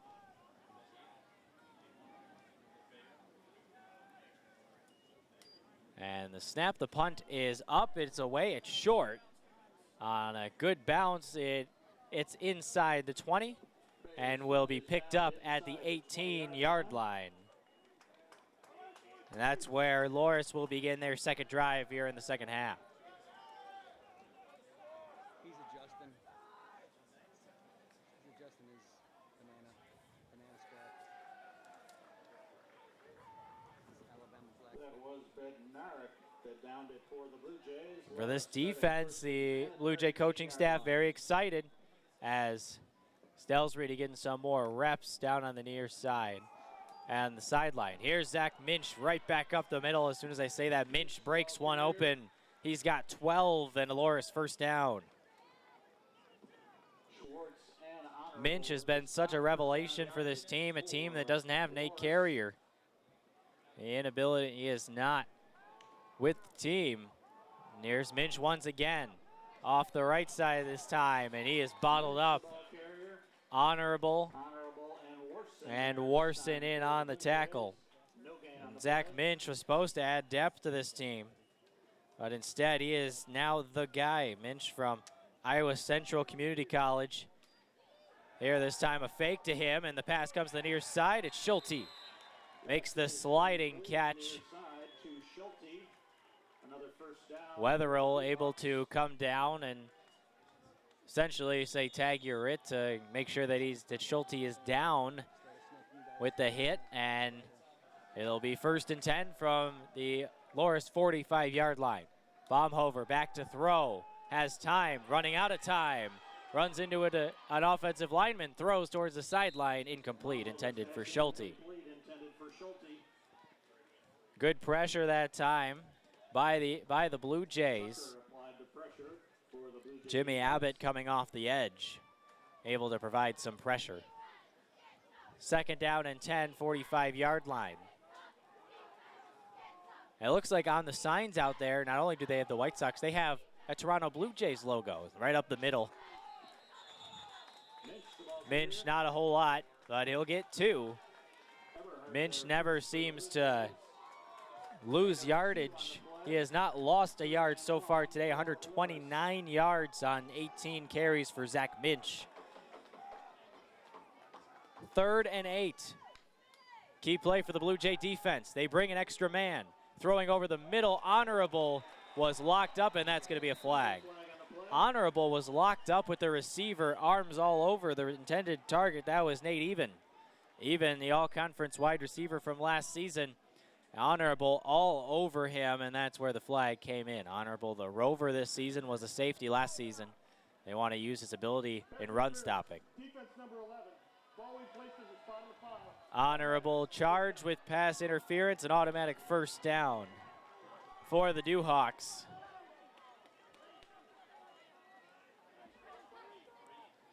Big Loras contingent, you can see it on the beyond the far sideline. Lots of Chicagoland natives on this Loras team. Here's Minch, not one of those Chicagoland natives up the middle. Gain of 3 on the play. On this offensive line, David Roach, the center, Oak Park. Right guard, Mike Malagranda is also from Chicago. That one over the middle and off the hands of Sean Wetherill, who thought he had the interception. Honorable thought he had the interception too. In his hands and right through him. Really, the first poor throw we've seen him make so far today in terms of almost giving it up via an interception. He did have one where he was falling down and was ruled down. He takes the snap here on this play, 3rd and 8, and he is brought down. Jacob Sislak, 96, records his sack, and something that the Elmhurst defense definitely wants more of, that's pressure on the quarterback. Not a whole lot of sacks last season for the Elmhurst defense. Sislak hits the big sack to force a punt from Loras. Get the ball back for that offense. Hosman back deep for Elmhurst. Hosman back deep for the Blue Jays. Jeremy Peters will punt once again for Loras. 10 apiece, our score, ticking down to about 8 minutes to play. Again, coming close, a couple of players, and a fair catch called by Hosman at the 14-yard line, 13, make that, of the Blue Jays. Blue Jays to start 1st and 10 at their. Speaking of the Chicagoland contingent, you check out the defense. Nose tackle Frank Pelkey from Mokina. Lincoln Way is back up. Joe Hanachek from Chicago and St. Patrick High School. Liam Kerwin from Woodstock and Marion Central Catholic. Damian Davies, the linebacker from Flossmoor, Homewood Flossmoor. His backup, Mark Tilks, Evergreen Park. JP Aw, Lake in the Hills, and Marion Central Catholic. A big Chicagoland contingent, you can tell, with all the Loras purple out there on the far side. Stells Reedy hands off Williams in the middle. Williams trying to follow Danny McHale, instead gets bottled up by a mob of Duhawks, including Cal Harridge in on the stop.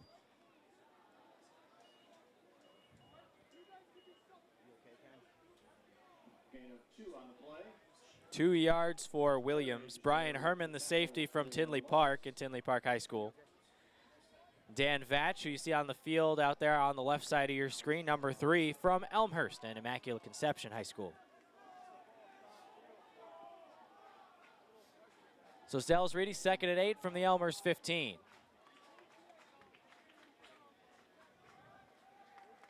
Miller coming back. Here's the over the middle, and Claxton was wide open, and Stells Reedy missed him.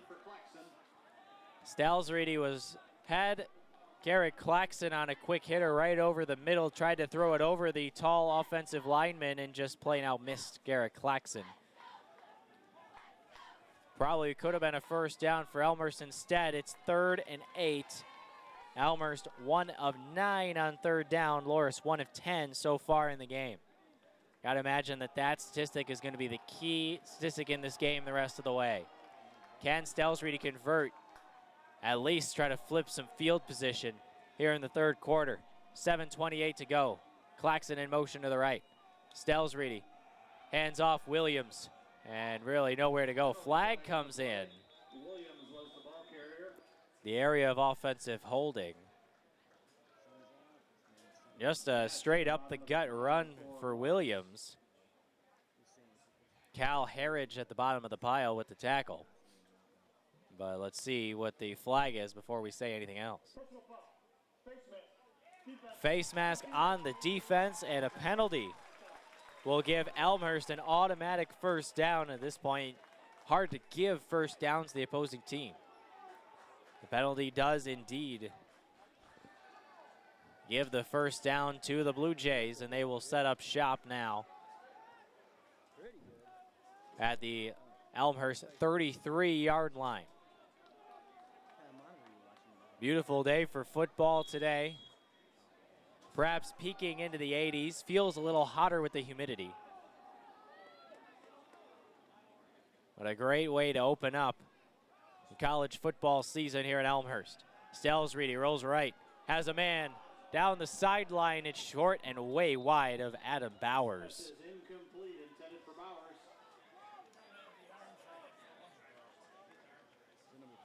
Not a whole lot of zip on that throw from Stells Reedy. He tried to air it out and just threw it way out of bounds, and it looks like we'll have a official's timeout for an injury. Might be a cramp perhaps on this hot day. Gotta stay hydrated. And It looks like a shoulder, and that is Stelsreedy. Stelsreedy just pounded his left fist into the ground, and he's holding that right shoulder. Backup quarterback is Zach Campbell, a dual threat.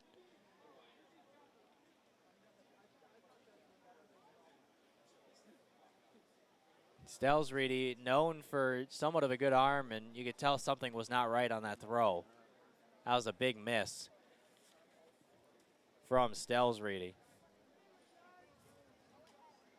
6'1", 220 pounds from Moreau, Illinois. On the turf right now being attended to by Ann Hutchins and the coaching staff. Stelsreedy will come out.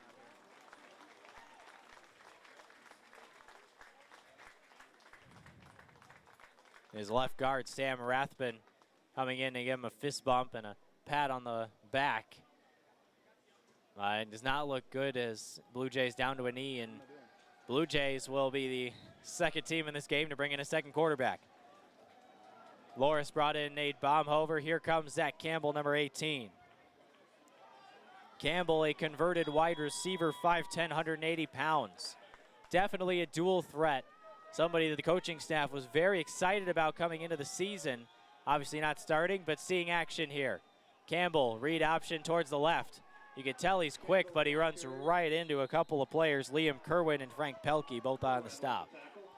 Under 7 minutes to play. Third down and 8. Under 7, 10-10 our score. 2-yard gain on that play. 2 yards for Campbell on the run. Loras has gone to their backup quarterback. He's thrown a touchdown. Can Campbell match that here? 10 seconds on the play clock. Elmhurst still has not broken the huddle. 5 on the play clock. Campbell looks back, and timeout will be called by Ron Plans. First charge timeout of the half, and we'll take a timeout really quickly here on Blue Jay TV.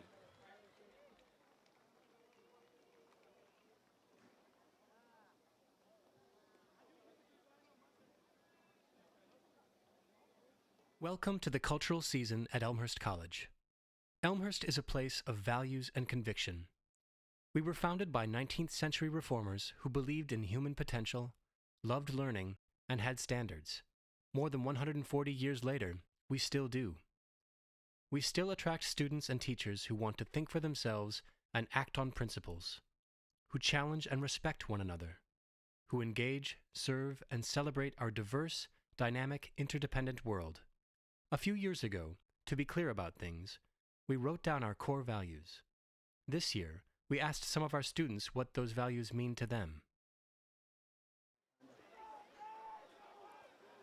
After the timeout, Elmhurst will set up shop 3rd and 8. 6:21 to go, 10-10 tie score here at Langhorse Field. And faith in Zach community Campbell, and second service, string quarterback and in the it really game. does bring Stelsreedy in- left with an apparent shoulder injury, the starting quarterback for the Blue Jays. Campbell back to throw. Finds his man over the middle. Heading out for a first down towards midfield. Breaking tackles forward, Connor Brewer. What a huge play for Elmhurst to throw by Campbell over the middle. And then Brewer did the rest. First down and more for the Blue Jays. Just the second third down converted by Elmhurst in the game. But it's a key one. It flips field position and puts the Blue Jays at the Loras 45-yard line. They will set up 1st and 10 there. Campbell with Williams. Spencer Frisbee in motion to the far side. Behind Williams. Now they will hand off to Williams up the middle. Josh Williams falling forward. 5 yards for him to the 40-yard line. Just a misdirection there, sending Frisbee around. And then Williams, like a nice block by the right guard, Danny McHale. He's the man with starting experience on the line. Just McHale and Sam Rathbun, the only 2 linemen starting today that have started in a game here with the Blue Jays. Pat Walsh, Garrett Underwood, the center, and then the right tackle, Billy Schaefer, all starting their first collegiate game today. Campbell hands off Williams, right side. keeps his legs moving, gains looks like 2.5. It'll be another third down, this time more manageable, 3rd and 3. From the Loras 37. Kalen Miller comes off the field. Miller, the big play receiving threat, as you see. Stelsrede looks like he will not come back in this game. He is icing that shoulder. It seems like this is Zach Campbell's game. Campbell with 2 receivers to the left, now motioning Lesky that way as well. Campbell rolling out, trying to find Lesky. He does. Lesky lunging towards the first down marker. Where do they spot it? They will spot it about a half-yard short of the first down. Very close, 4th down. This is go territory. As you see, they need to get to the 30. It looked like that was a very good spot on the replay. Campbell coming over, getting the call from the coaching staff. He has it. 4 minutes to go, 3rd quarter. Big play in the game. 4th down and less than a yard. 2 receivers each side. Campbell under center. He will plunge forward. Campbell, I don't think he got it. I don't think he got it. Referees are spotting him short. Loras is fired up. They stop Campbell. As you see, Campbell did not get the surge they needed.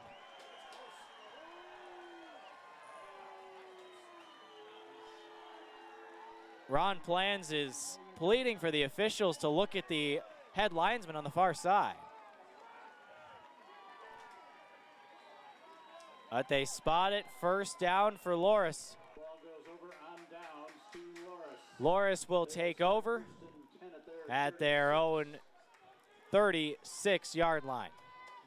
And Zach Campbell, he's not a big guy, but they try to run the sneak with the 5'10", 180-pound junior, and Campbell, the converted wide receiver, unable to get the first down. Baumhover takes the snap, hands off.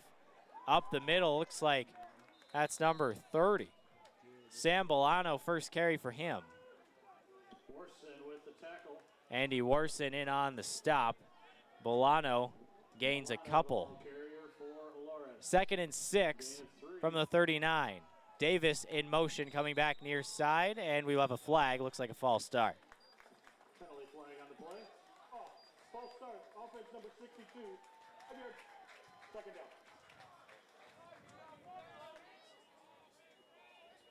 Number 62, Cybulski, is the guilty party on the false start. He's in at right guard. Mike Maligranda, the starting right guard. Baumhover. Schulte down the near side, just missed it, but there's a flag. They throw a flag, and it looks like it's going to be defensive pass interference. Didn't seem like a whole lot by by Hausman.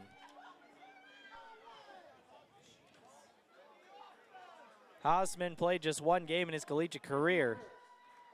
And they're going to give it to the offense. They're going to give it to Schulte, the junior, 6'2", 195 pounds. Josh Schulte pushed off. He pulled Hausman away from the ball. Dove was unable to make the play. Instead, it will push Loras further and further back. You could tell the Chicagoland contingency on the far sideline.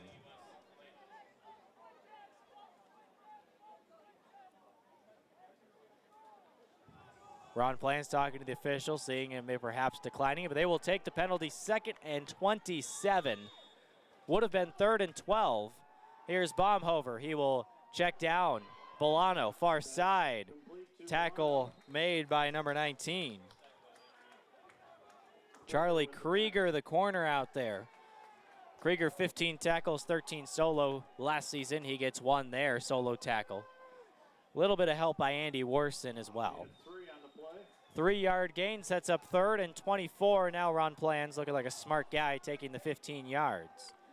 With the backup quarterback in there, that seems like the smart move. Baumhover's in all sorts of trouble. Another sack for the Blue Jays. Miles Carroll brings down Baumhover. 4 sacks for Elmhurst.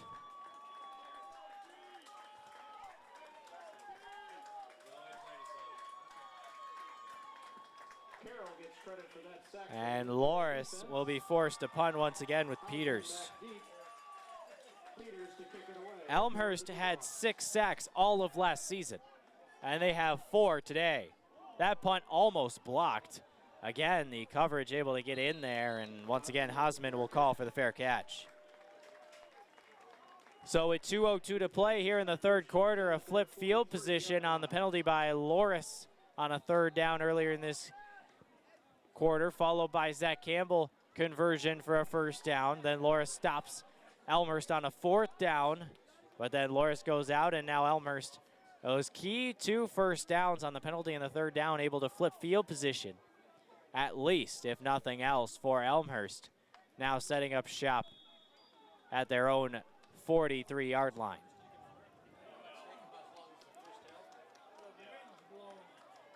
Zach Campbell hands off. Williams bouncing outside. Josh Williams almost down to midfield. Ali was there first for Loras. Harridge there as well.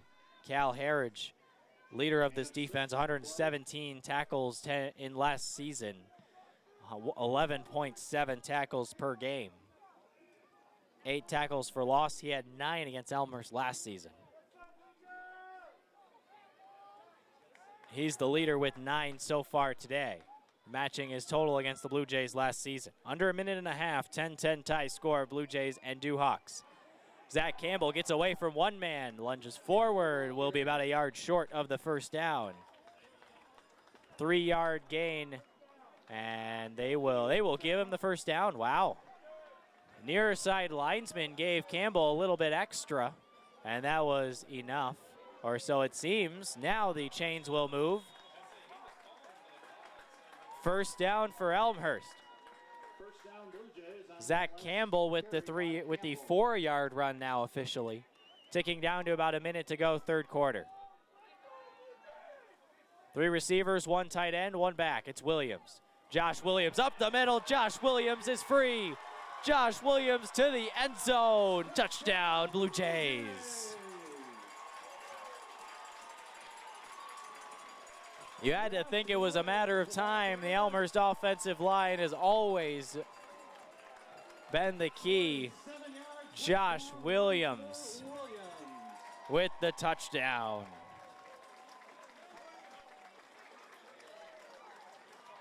16-10, Elmhurst leads.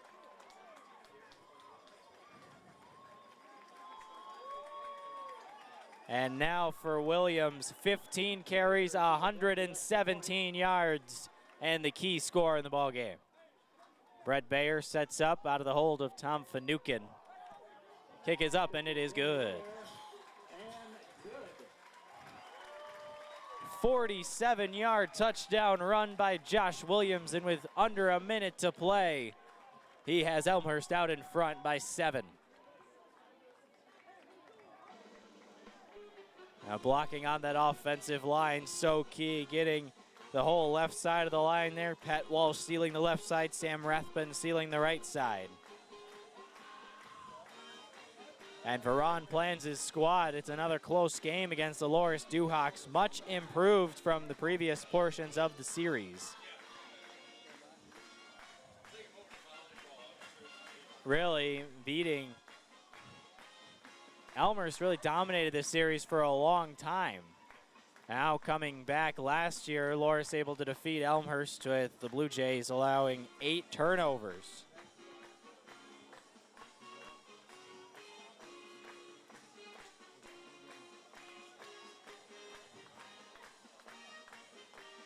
And now Elmhurst trying to gain some revenge on the Dewhawks for last season.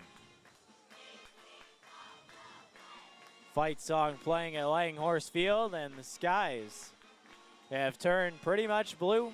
Couple of scattered puffy clouds here and there. But again, a beautiful day for football, Elmhurst Community Day. And a large crowd on hand here at Langhorse Field. Kick in the air.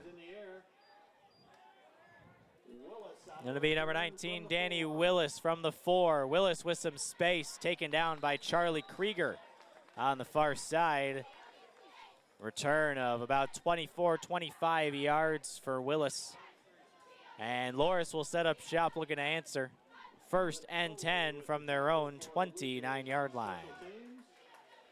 Loras to start 1st and 10 at their 29-yard line. Josh Williams, first team preseason All-American, 7.8 yards per carry. That one, another one up the gut. Here's a big play. Zach Minch. Minch cutting to the outside. He's all the way into Elmhurst territory. Anything you can do, I can do just as well, Josh Williams, says Zach Minch. Quickly, the snap comes again. Minch left side, breaks one tackle. That's another 5 yards on 1st down. We'll set up 2nd and 5 from the Elmhurst 35-yard line. Zach Minch, 21 carries, 163 yards. And a running back showcase.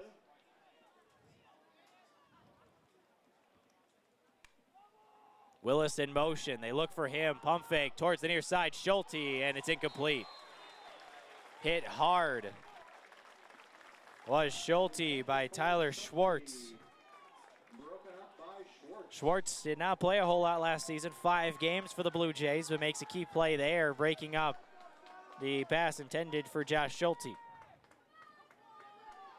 One thing that the Blue Jays have done a great job of is limiting Nate Even. Run to Minch, met and stood up right at about the 30-yard line as the quarter expires. Trent Howard, the man to stand up. Minch, as you see here, look at that tackle with Minch, keeping those legs moving. And it will be a 1st and 10 when we come back for the 4th quarter. Final quarter coming up from Elmhurst, 17-10, Blue Jays on top.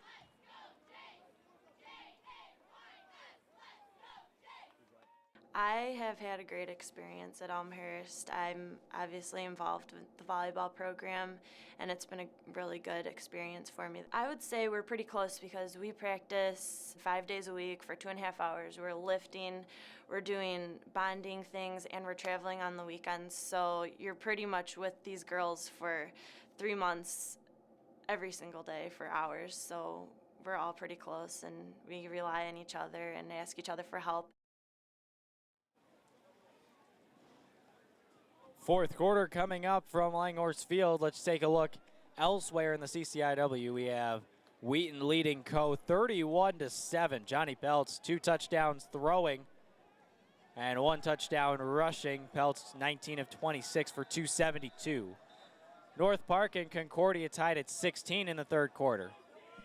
Carthage trailing St. Norbert 35-6 up near Green Bay. And Illinois Wesleyan leading Franklin at the half, 28-21. It's a pass from Baumhover. Throws over the middle, wide open. Castoro down inside the 5. Blown coverage, Tyler Schwartz lost Castoro. And Mikey Castoro, who hasn't had a catch so far in the 2nd half, now has his first, and it's a big one. Loras trying to answer. Zach Minch and Mikey Castoro. The big play so far for the Dewhawks. Here's Minch, left side. Minch, and that's a touchdown, Loras. Loras with the extra point can tie this ball game just 2 plays into the 4th quarter.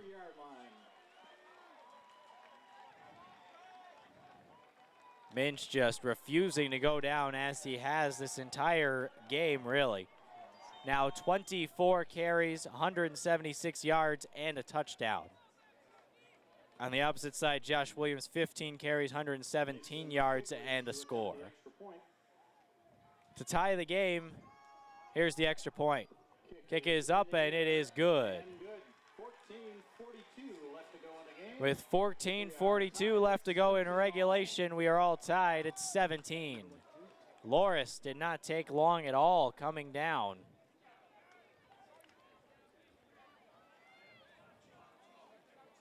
Six plays, 71 yards in just a minute and 11 seconds. And the big play, Zach Minch's long run to flip the field. And then the long pass to Mikey Castoro. Minch putting the exclamation point on the drive with a run into the end zone.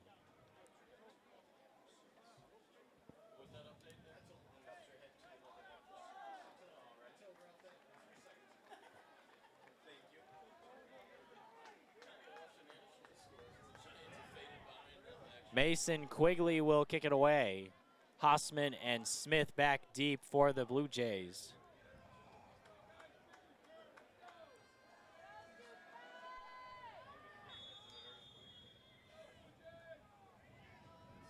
Quigley to kick it away.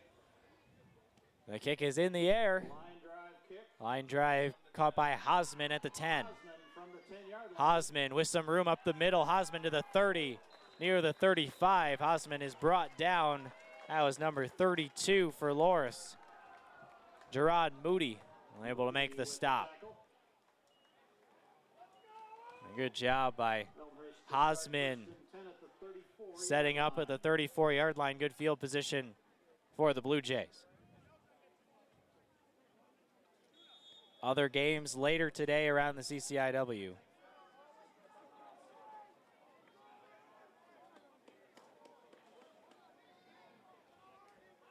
Mount St. Joseph traveling to Augustana. Greenville traveling to Milliken. 6 p.m. starts. Passes to Bowers. It's incomplete. Too short.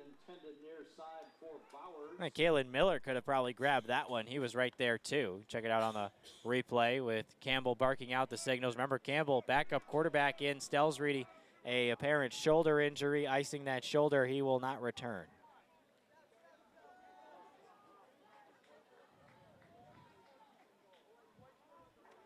So Zach Campbell, dual threat converted wide receiver in at quarterback.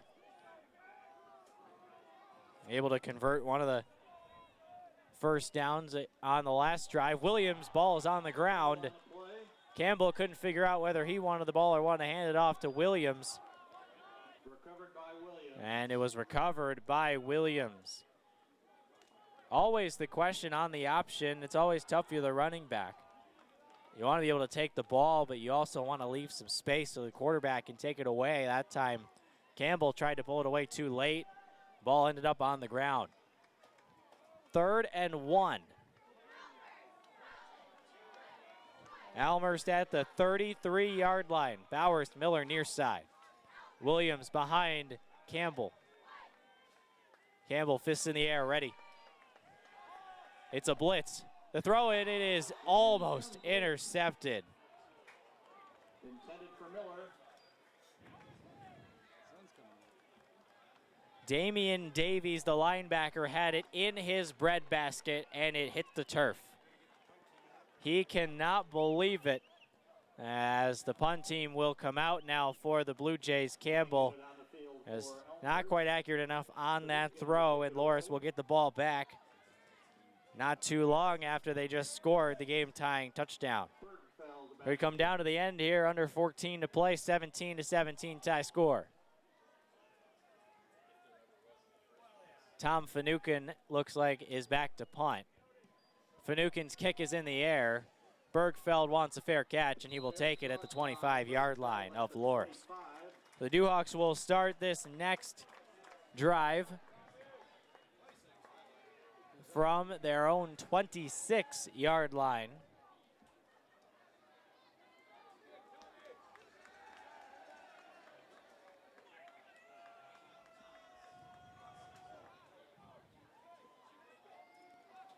That's where Baumhover, out of the pistol, will begin.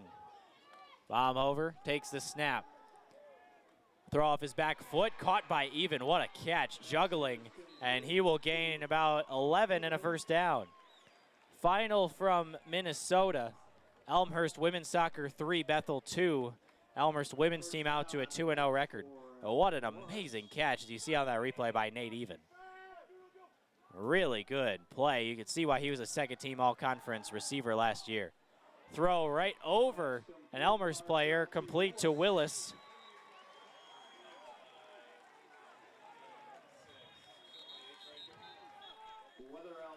Tackle by Weatherall, and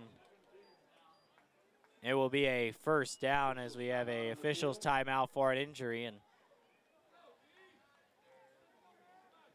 Elmhurst player down this time.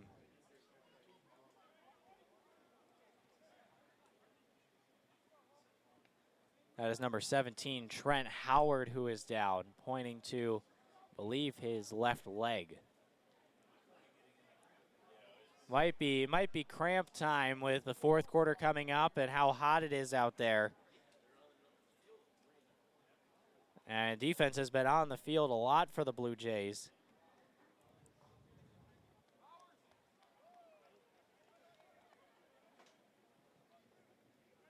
But really not as much as you might expect. And Blue defense has played well so far for Elmhurst, but after you had the long drive by the Dewhawks and then quick drive for Elmhurst, punted away, and then right back to Loras. Elmhurst defense right back out on the field. 86 degrees right now. Can only imagine it's a little bit hotter on the turf.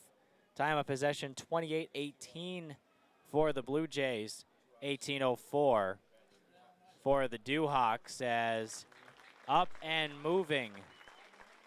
Trent Howard. And just a slight limp as he walks back.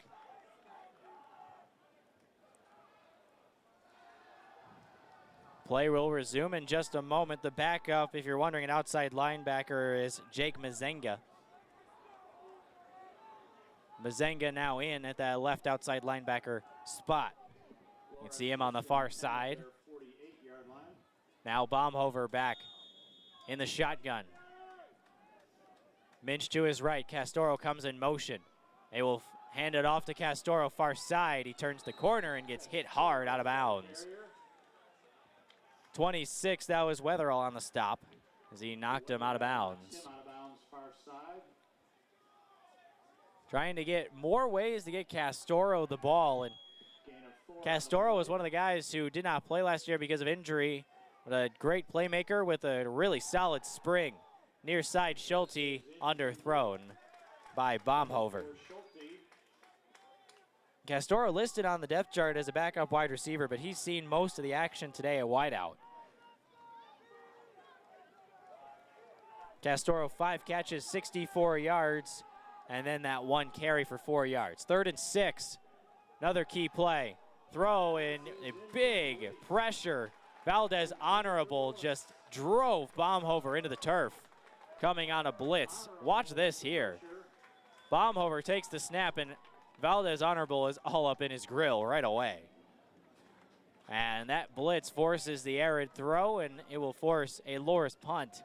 12:43 to play in this ball game, and 17 all our score.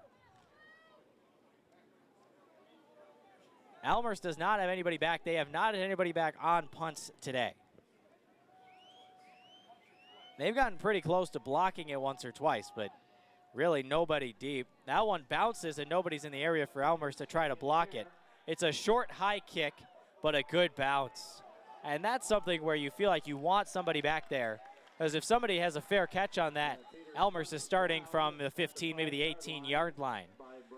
A fair catch, and see it bounces almost at the 18, but then the roll gets it all the way down to the 5, and Elmhurst will start Zach Campbell and crew from their own 5-yard line.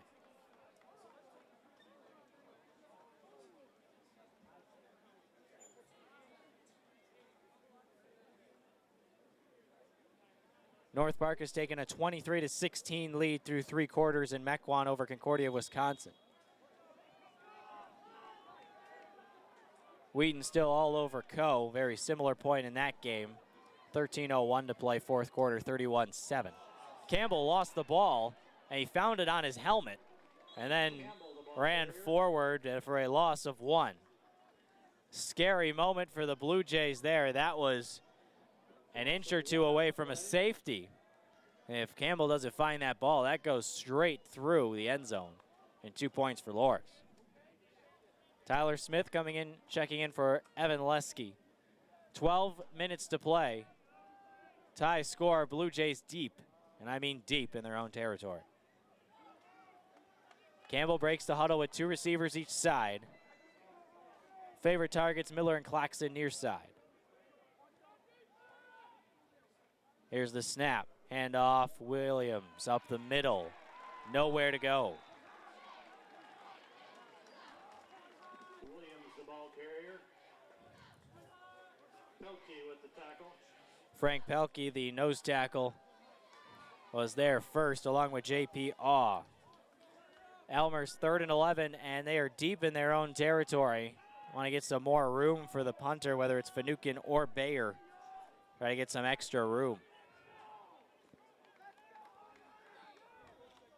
Campbell breaks the huddle with 15 on the play clock. Bowers and Claxton near side, Miller far side. Lesky the tight end. Claxton comes in motion around the quarterback.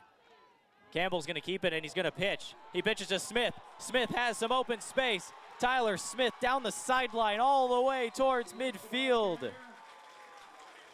Almost a triple option, really. Campbell keeps it and pitches to Tyler Smith. And just able to track him down, Brian Herman. But Elmhurst with a huge play.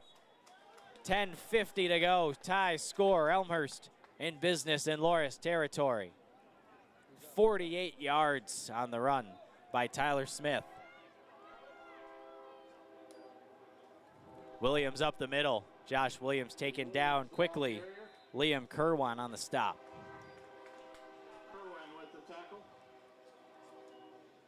I see that play once again. Just smart decision by Campbell to pull it out, and then Tyler Smith.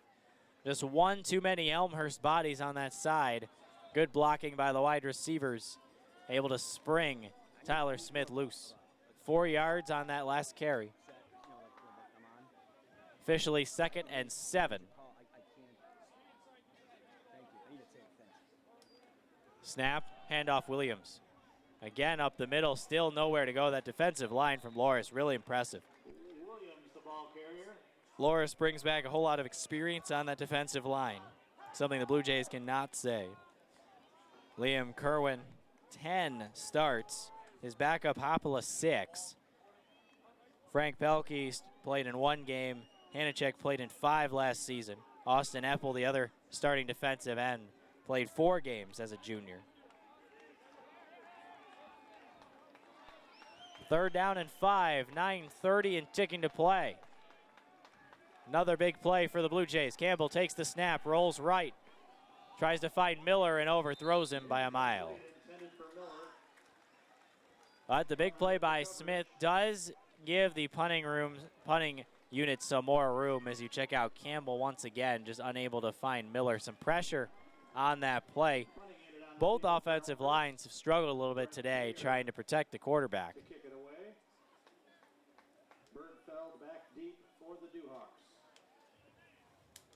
Bergfeld once again back deep. Duhawk sending everybody else to the line of scrimmage. Brett Bayer set to kick it away. Bayer with plenty of time, kicks it. A hooking punt towards the middle, and it will be caught on a fair catch at the 16-yard line.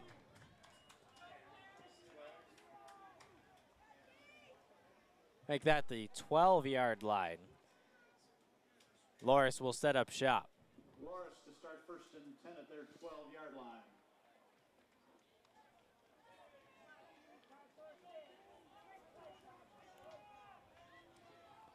First game of the season on what is Victory Blue Jays, the mascot for the Blue Jays' 75th anniversary.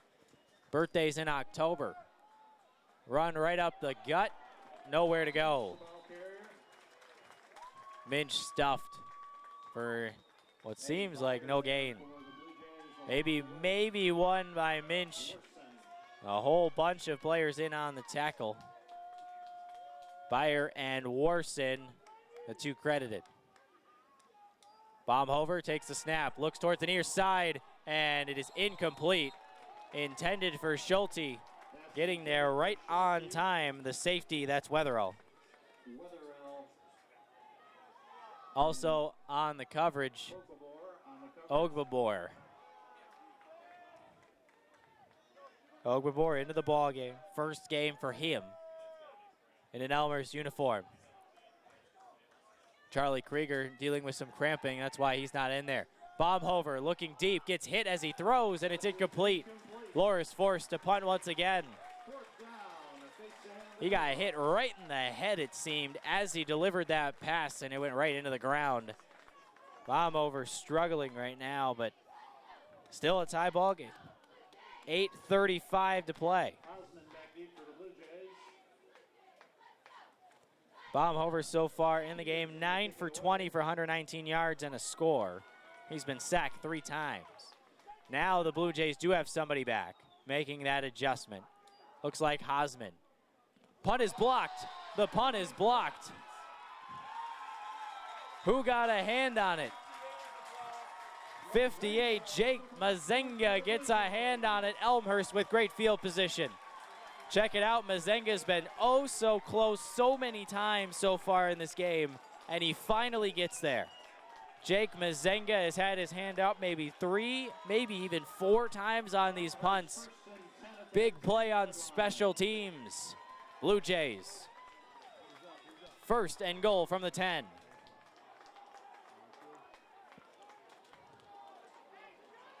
(17-17) tie score, 8.5 to play. Blue Jays knocking on the door after the block punt. It's been defense, it's been special teams. They've keyed the Blue Jays so far today. It's Williams to the left. Williams into the end zone. Touchdown, Blue Jays. Josh Williams with his 2nd touchdown puts Elmhurst in the lead for the 2nd time today.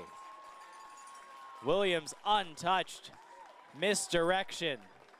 And with his brother Scotty on hand, Josh Williams, 2 touchdowns on 19 carries and 133 yards.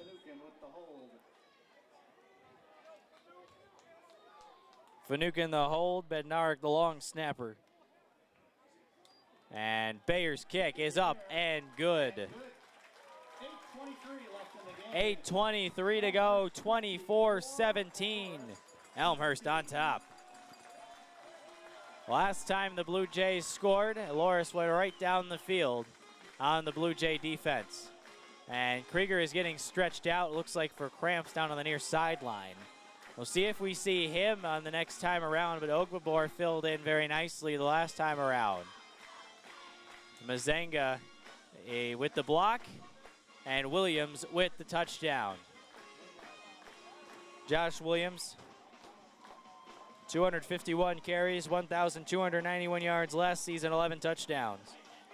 5.1 yards per carry last season. He's got 7 yards per carry today. A lot of those yards coming later in this game, including a long 47-yard score. And propelled the Blue Jays into a 17-10 lead. This time he gives the Blue Jays a 24-17 lead. Ron Bland's 2nd season, trying to kick that off on a positive note. First game last year in Dubuque against these Duhawks. It was a 39-17 loss.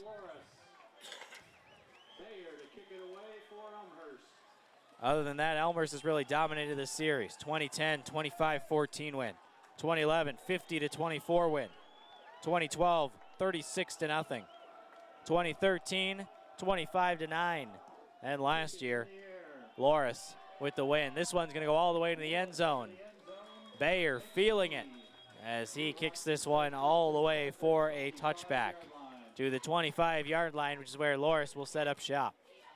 Elmhurst fans fired up after that touchdown. See it one more time, and Zach Campbell just able to bring the extra dimension to the offense, and then a very smart touchdown, very smart decision to give it to Williams as Josh ran in easily for the score. His brother Scotty was the Gagliardi Trophy winner, the D3 Heisman, if you will, in 2012. Here's the handoff, it's Minch. Minch cutting back towards the middle. Gains about 3, maybe 4. And it'll be Eddie Bayer. And Charles on the tackle. Rode Charles in on the tackle. There goes Minch. Minch with the hurry up. He is, man, the Loras offensive line is quite a job today blocking. Mike Shanahan, 6'5", 310. Joe Pagura, who was a first-team all-conference in shot put in high school, left guard. Minch again, this time nowhere to go up the middle. Just 1 yard that time. Eberhardt with the stop for the Blue Jays. Eberhardt, the backup nose guard with the tackle. David Roach, 6'1", 265. His first college start was right here at Langhorse Field in 2013. Baum, however, pulls it down, and he goes down, and the ball is loose. Elmhurst says the ball is loose. Elmhurst has the football. Ron Plans jumping in the air. His headset falls off. Forced by number 95, Eddie Bayer. Looks like Mazenga recovered it. Mazenga with the recovery. Elmhurst with the football, a 7-point lead, under 7.5 to play, fourth quarter. Bayer with the strip, Mazenga with the recovery, and Elmhurst with the football. Baumhofer had nowhere to go, tried to pull it down, and Bayer stripped it right from him. Elmhurst with, again, good starting field position. Loras, 47-yard line. Campbell in the pistol. Williams behind him, 2 receivers each side. Campbell surveys the defense. Hands off Williams up the middle. Williams has a hole. Williams with nothing but green turf in front of him. Josh Williams, 3 touchdowns. Blue Jays score again, and they lead by 13 pending the extra point.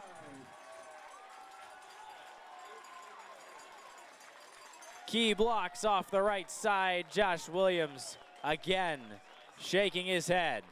3 touchdowns for Elmhurst main man. Ton of credit, got to give it to the offensive line. They have worn down this Loras defense, the defensive line, really, the defense in whole. That has opened up the big holes for Josh Williams, who has seen nothing but green grass on his last 3 rushes. Kick is in the air, and it is good. Elmhurst takes a 14-point lead, 31-17 with 7:15 to go. Josh Williams, 20 carries, 180 yards, and 3 touchdowns. You gotta wonder if the insertion of Zach Campbell, you don't get a whole lot of film on Zach Campbell, but perhaps his ability to run in the option game, perhaps that's something that can open up a couple of holes for Josh Williams. But in all reality, Josh Williams, when I talked with him before the season, he told me, I asked him what his best asset was. And, you know, you expect something like speed, shiftiness, power. Josh Williams said, my best asset is my offensive line. And it just continues the Williams tradition here at Elmhurst. Well, very selfless players, Scotty Williams, Josh Williams, very quick to give the attention to the offensive line. It doesn't always get all the attention, but when a Williams is back, you know that he's going to give credit, and that's what he does. Josh Williams, 20 carries, 180 yards, 9 yards per carry, 3 touchdowns. He's also the leading receiver for the Blue Jays. 3 receptions for 25 yards.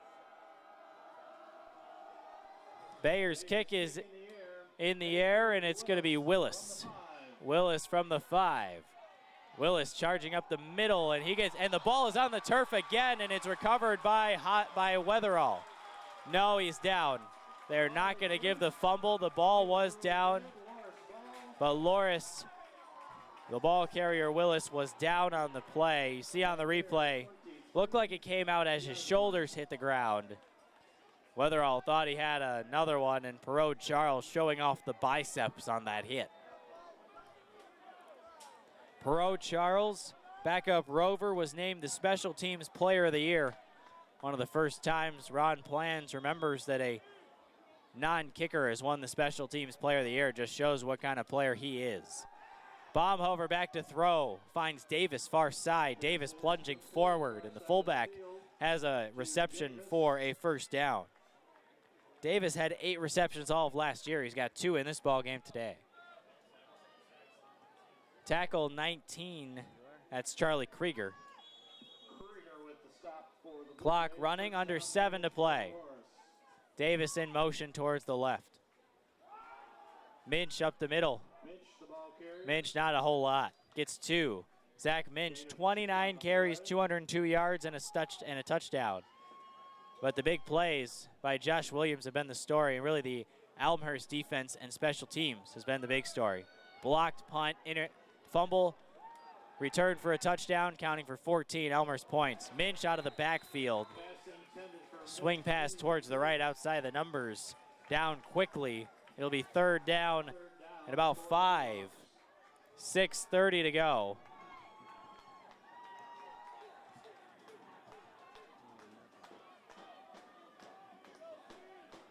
Pass was incomplete, now 3rd and 8. Baumhofer back to throw, stepping up in the pocket, and brought down another sack for the Blue Jays. Miles Carroll, it may actually be a rush of 1. Baumhofer may have gotten past the line of scrimmage, so they may not be able to record a sack on that. It's not a sack because he grabbed him at about the line of scrimmage, but then Baumhofer spun forward, and Loras has to go for it. Andy Warson on the bench trying to fire up the Elmhurst crowd on the near side. 4th and 8. Baumhofer back to throw. Near side caught.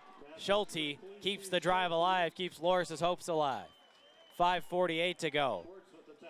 Key throw by Baumhofer. He looked like a wily vet on that one.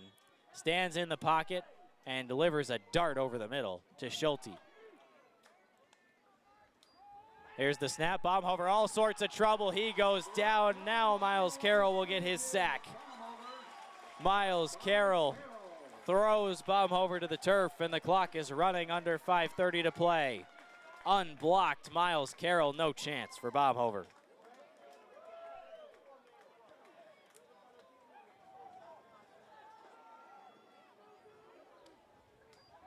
Here's the snap. Baumhofer stepping back.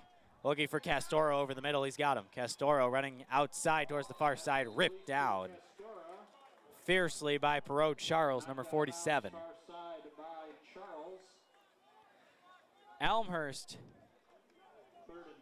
now has 5 sacks on the game. They had 6 all of last season. And this shows what an extra year of experience can do for a team. 3rd and 12. Baumhofer over the middle, caught right side. Nate Even, who was so good last season, makes his 3rd reception of the ball game.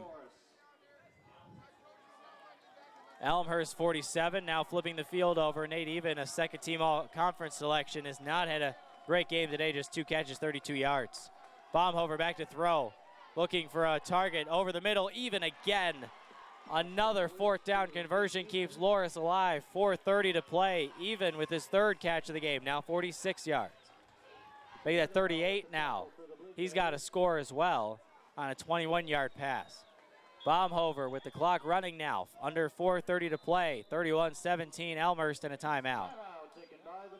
And Elmhurst will call a timeout. 4:21, and we'll take a timeout with him. 4:21 to play, 14-point Elmhurst lead.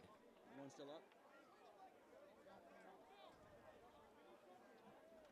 They're not cheering. Bring it to the other group if you want. Shoot, you can. Do something else.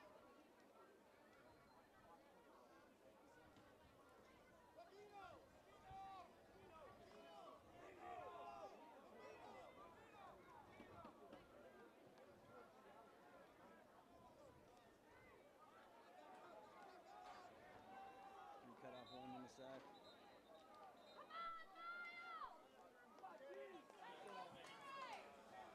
First and 10 for Loras as we come back out of the timeout. Luke Tanaka with you on Blue Jay TV. 28-yard line of Elmhurst. 4:21 to go. Baumhofer to throw, looking far side, incomplete. Off the hands of the intended target. That was Even. That's intended for Even. Elsewhere in the CCIW, 45-14 Wheaton. 5 total touchdowns for Johnny Peltz. North Park 23-16 on top with the football. Baumhofer over the middle, almost intercepted. Schwartz almost had it in his breadbasket. It'll be 3rd down. Final in the CCIW, St. Norbert 35, Carthage 6.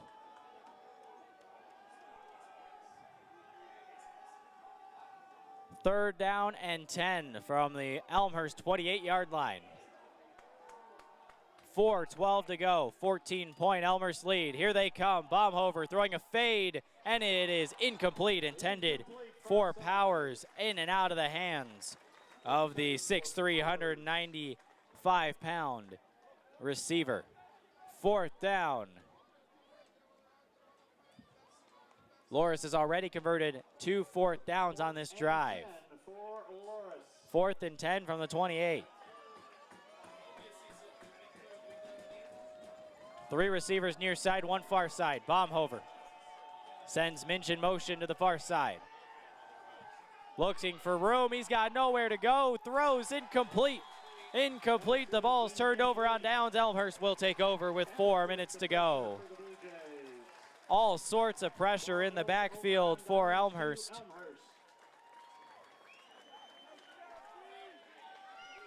Andy Warson was there. Jimmy Abbott was there. Cameron Hall in on the play as well. And with a 14-point lead, and Josh Williams to give the ball to. Elmhurst sitting pretty. 4 minutes to go, 14-point lead. Sam Filippo, receiver near side. 2 backs. Williams behind Zach Campbell. Campbell takes the snap, hands off Williams to the left. Stretch play, gobbled up pretty quickly. Timeout for Loras, their first. Timeout taken by Loras.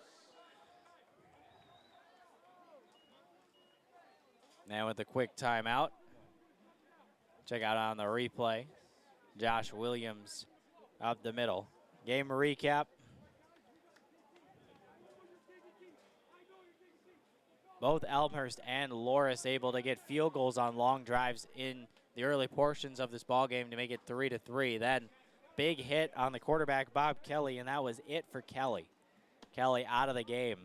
He played one more series after that, but the big hit forced a fumble, picking it up Andy Warson for a touchdown. Kelly was out. That brought in Nolan Baumhofer.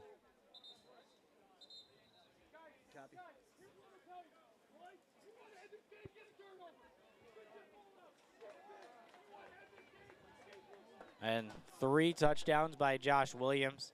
One of them coming a play after a blocked punt. Defense and special teams the key here for the Blue Jays today. A long time they were outgained. Still are being outgained by almost 100 yards, 399 to 312. But the fumble returned for a touchdown and then the blocked punt. 2 key plays in the game.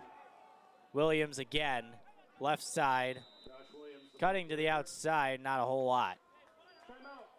Timeout, Loras again.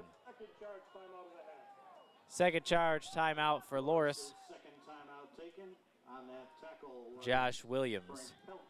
Pelkey, the defensive end, in on the tackle, and just stop the clock. 3:50 to go, 31-17. Elmhurst on top. Some leaders in the game, Mikey Castoro leading with 6 catches. He's been the main guy in the first half. He had a couple in the second half as well. 6 catches, 72 yards. Nate Even had 1 catch in the first half, surprisingly enough. And now 4 catches for 58 yards and a touchdown on the game. Schulte's got 3 catches for 46 yards. Zach Minch is the key offensive cog for Loras. 29 carries, 202 yards and a touchdown. Something that the Blue Jays will definitely have to clean up before Hope comes into town next week. Blue Jays will face the Flying Dutch 1 o'clock next Saturday. And Baumhofer, 14 of 31, 45% completion percentage, 176 yards, and a score. On the opposite side, Logan Stelsreed, he played most of the game, 12 for 23 for 71 yards. Sacked once. Here's Campbell. He's going to run it towards the near side. Oh, he got hit hard. Zach Campbell got absolutely drilled. Loras, their third Looked like J.P. Awe, and that's never something you want to see your backup quarterback take a hit like that. Awe had the legs. It looked like 44 Cal Harridge had the big hit. And another timeout for Loras. We'll go through some Elmhurst stats now. Josh Williams, the leader in rushing and receiving. What else is new? Josh Williams, 3 receptions for 25 yards. But the big one, 22 carries, 184 yards, and 3 touchdowns. 47-yard score, 10-yard score, and another long score for Williams. Zach Campbell came into the ball game after Stelsreed. He seemed to hurt his right shoulder. That's his throwing shoulder. Just speculation at this point, but he was holding that shoulder and icing it on the sideline. 2 for 5 is Campbell for 22 yards. And really, 20 of those yards came on one pass, but he did have a couple of key plays. Now Elmhurst will be forced to punt on a 4th and 8. Williams has not lost yardage today on any of his runs, and neither has Minch. That's been the key for both players. Bayer punts it away. Bergfeld thought about it, but the punt took a bounce back towards Loras. And they will be spotted at the 40-yard line. They call it the 41. To start 1st and 10 at their 41-yard line. It'll be 1st and 10 at their own 41. Nolan Baumhover. And really, Loras drove down the field pretty well, converted a couple of 4th downs. Their last drive, it just kind of ran out of downs down at the other end. Is at a 4th and 10, and Elmhurst brought pressure, and that was the key. Baumhover to throw, looking, and intercepted by Honorable. Valdez, Honorable with the interception, another turnover, and the Blue Jay offense is back out there. First read for Baumhover was not there. It was the screen. He tried to find Even, and Valdez, Honorable with the interception. No timeouts. The Blue Jays can run. They will need at least 1 first down if they are to run out the clock with 3:27 to play and a 14-point lead. Here comes Zach Campbell. If I was Campbell, 3 plays to Josh Williams. Let the man do his job and run for that first down. Williams is not in the ball game, actually. It is Tyler Smith, it looks like, in the game. Number 6 in the backfield. So, hand it off to Tyler Smith. It is Smith, and he is stuffed right at the line. The ball carrier brought down in the backfield. It looked like Austin Eppel. No Josh Williams getting a breather here late. Clock ticking. Elmhurst will use every bit of this play clock. Still have 22 left on the play clock.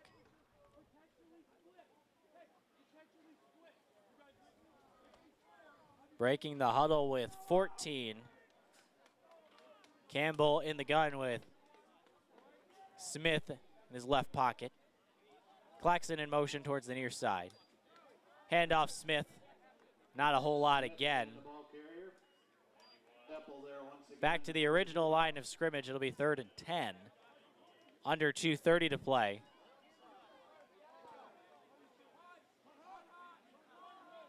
Look like Eppel again, 91 in there.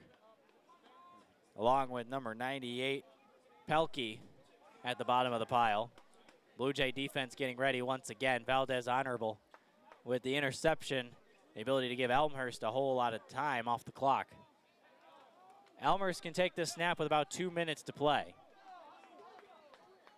Lesky in motion coming towards the far side.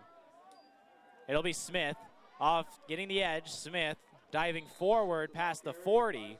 He'll be a little short of the first down to the 40. Clock running under 2 to play. And Elmhurst can wait, perhaps call their final timeout, and wait until there's about 1:15, 1:16 left. And it looks like Elmhurst is going to go for it. I guess no sense in punting from the 40-yard line. Trying to put this game away. It'll be 4th down and 4. And it looks like they're just going to call a timeout. Have not broken the huddle. 9 on the play clock. Ron Plains will call a timeout, and they'll get to think about it a little bit more.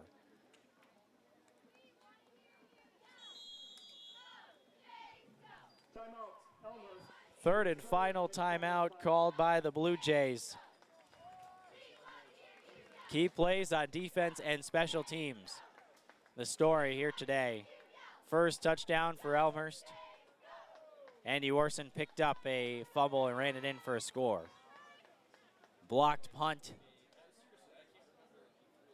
And then an interception.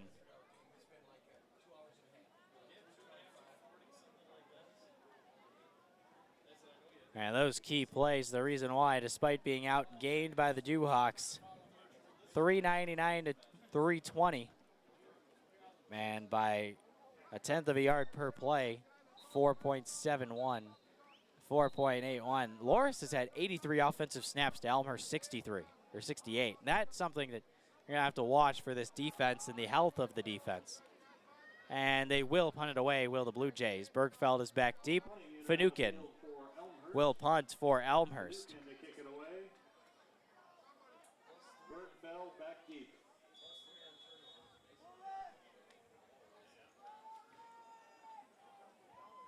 Elmhurst +3 on turnovers. That's key. Finucane left-footed punt angling towards the far side. Coverage team down, and it gets a beautiful bounce. That's out at the 1 yard line. Tom Finucane splitting time with Brett Bayer, and Finucane's trying to say, hey, I think I could take the punting duties all by myself if I wanted to. Right out at the 1, but they'll spot it at the 2 yard line. 65 seconds left. Ron Plans, in his second season, we get his first season opening win today. 65 seconds away from that. Baumhover behind center in the gun. Takes the snap, hands off Minch, and Minch is, did he get out? And it looks like he did get out just barely. Couple of players in on the tackle. You saw there, it looks like it might have been a safety. But Loras gets the ball at the 1 inch line instead. Minch again, this time to the other side, and he will get maybe a yard of breathing room. Taking under 30 seconds to play. And let's see if Loras decides to run another snap.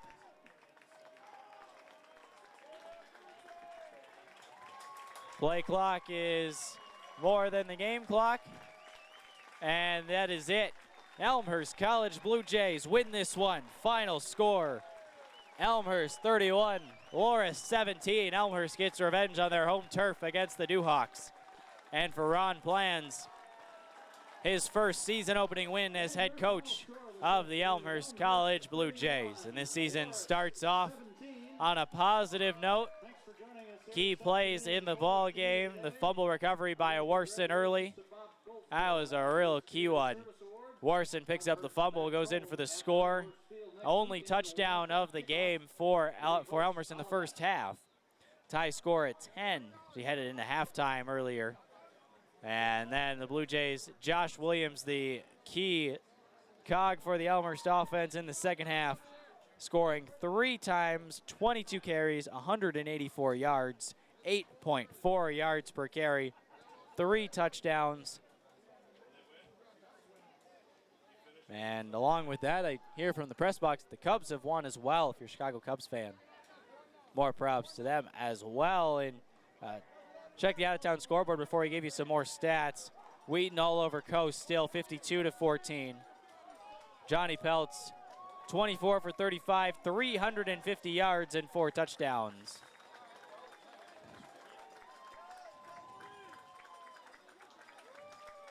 North Park has defeated Concordia of Wisconsin 23-16, another win for the CCIW. Carthage falls to St. Norbert 35-6. Last update from Illinois Wesleyan and Franklin, 28-21, as the Elmhurst handshakes are given, and the Elmhurst team coming down to the stands. And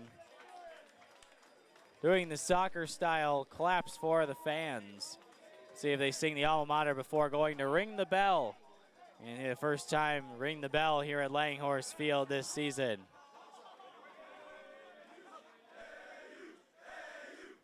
And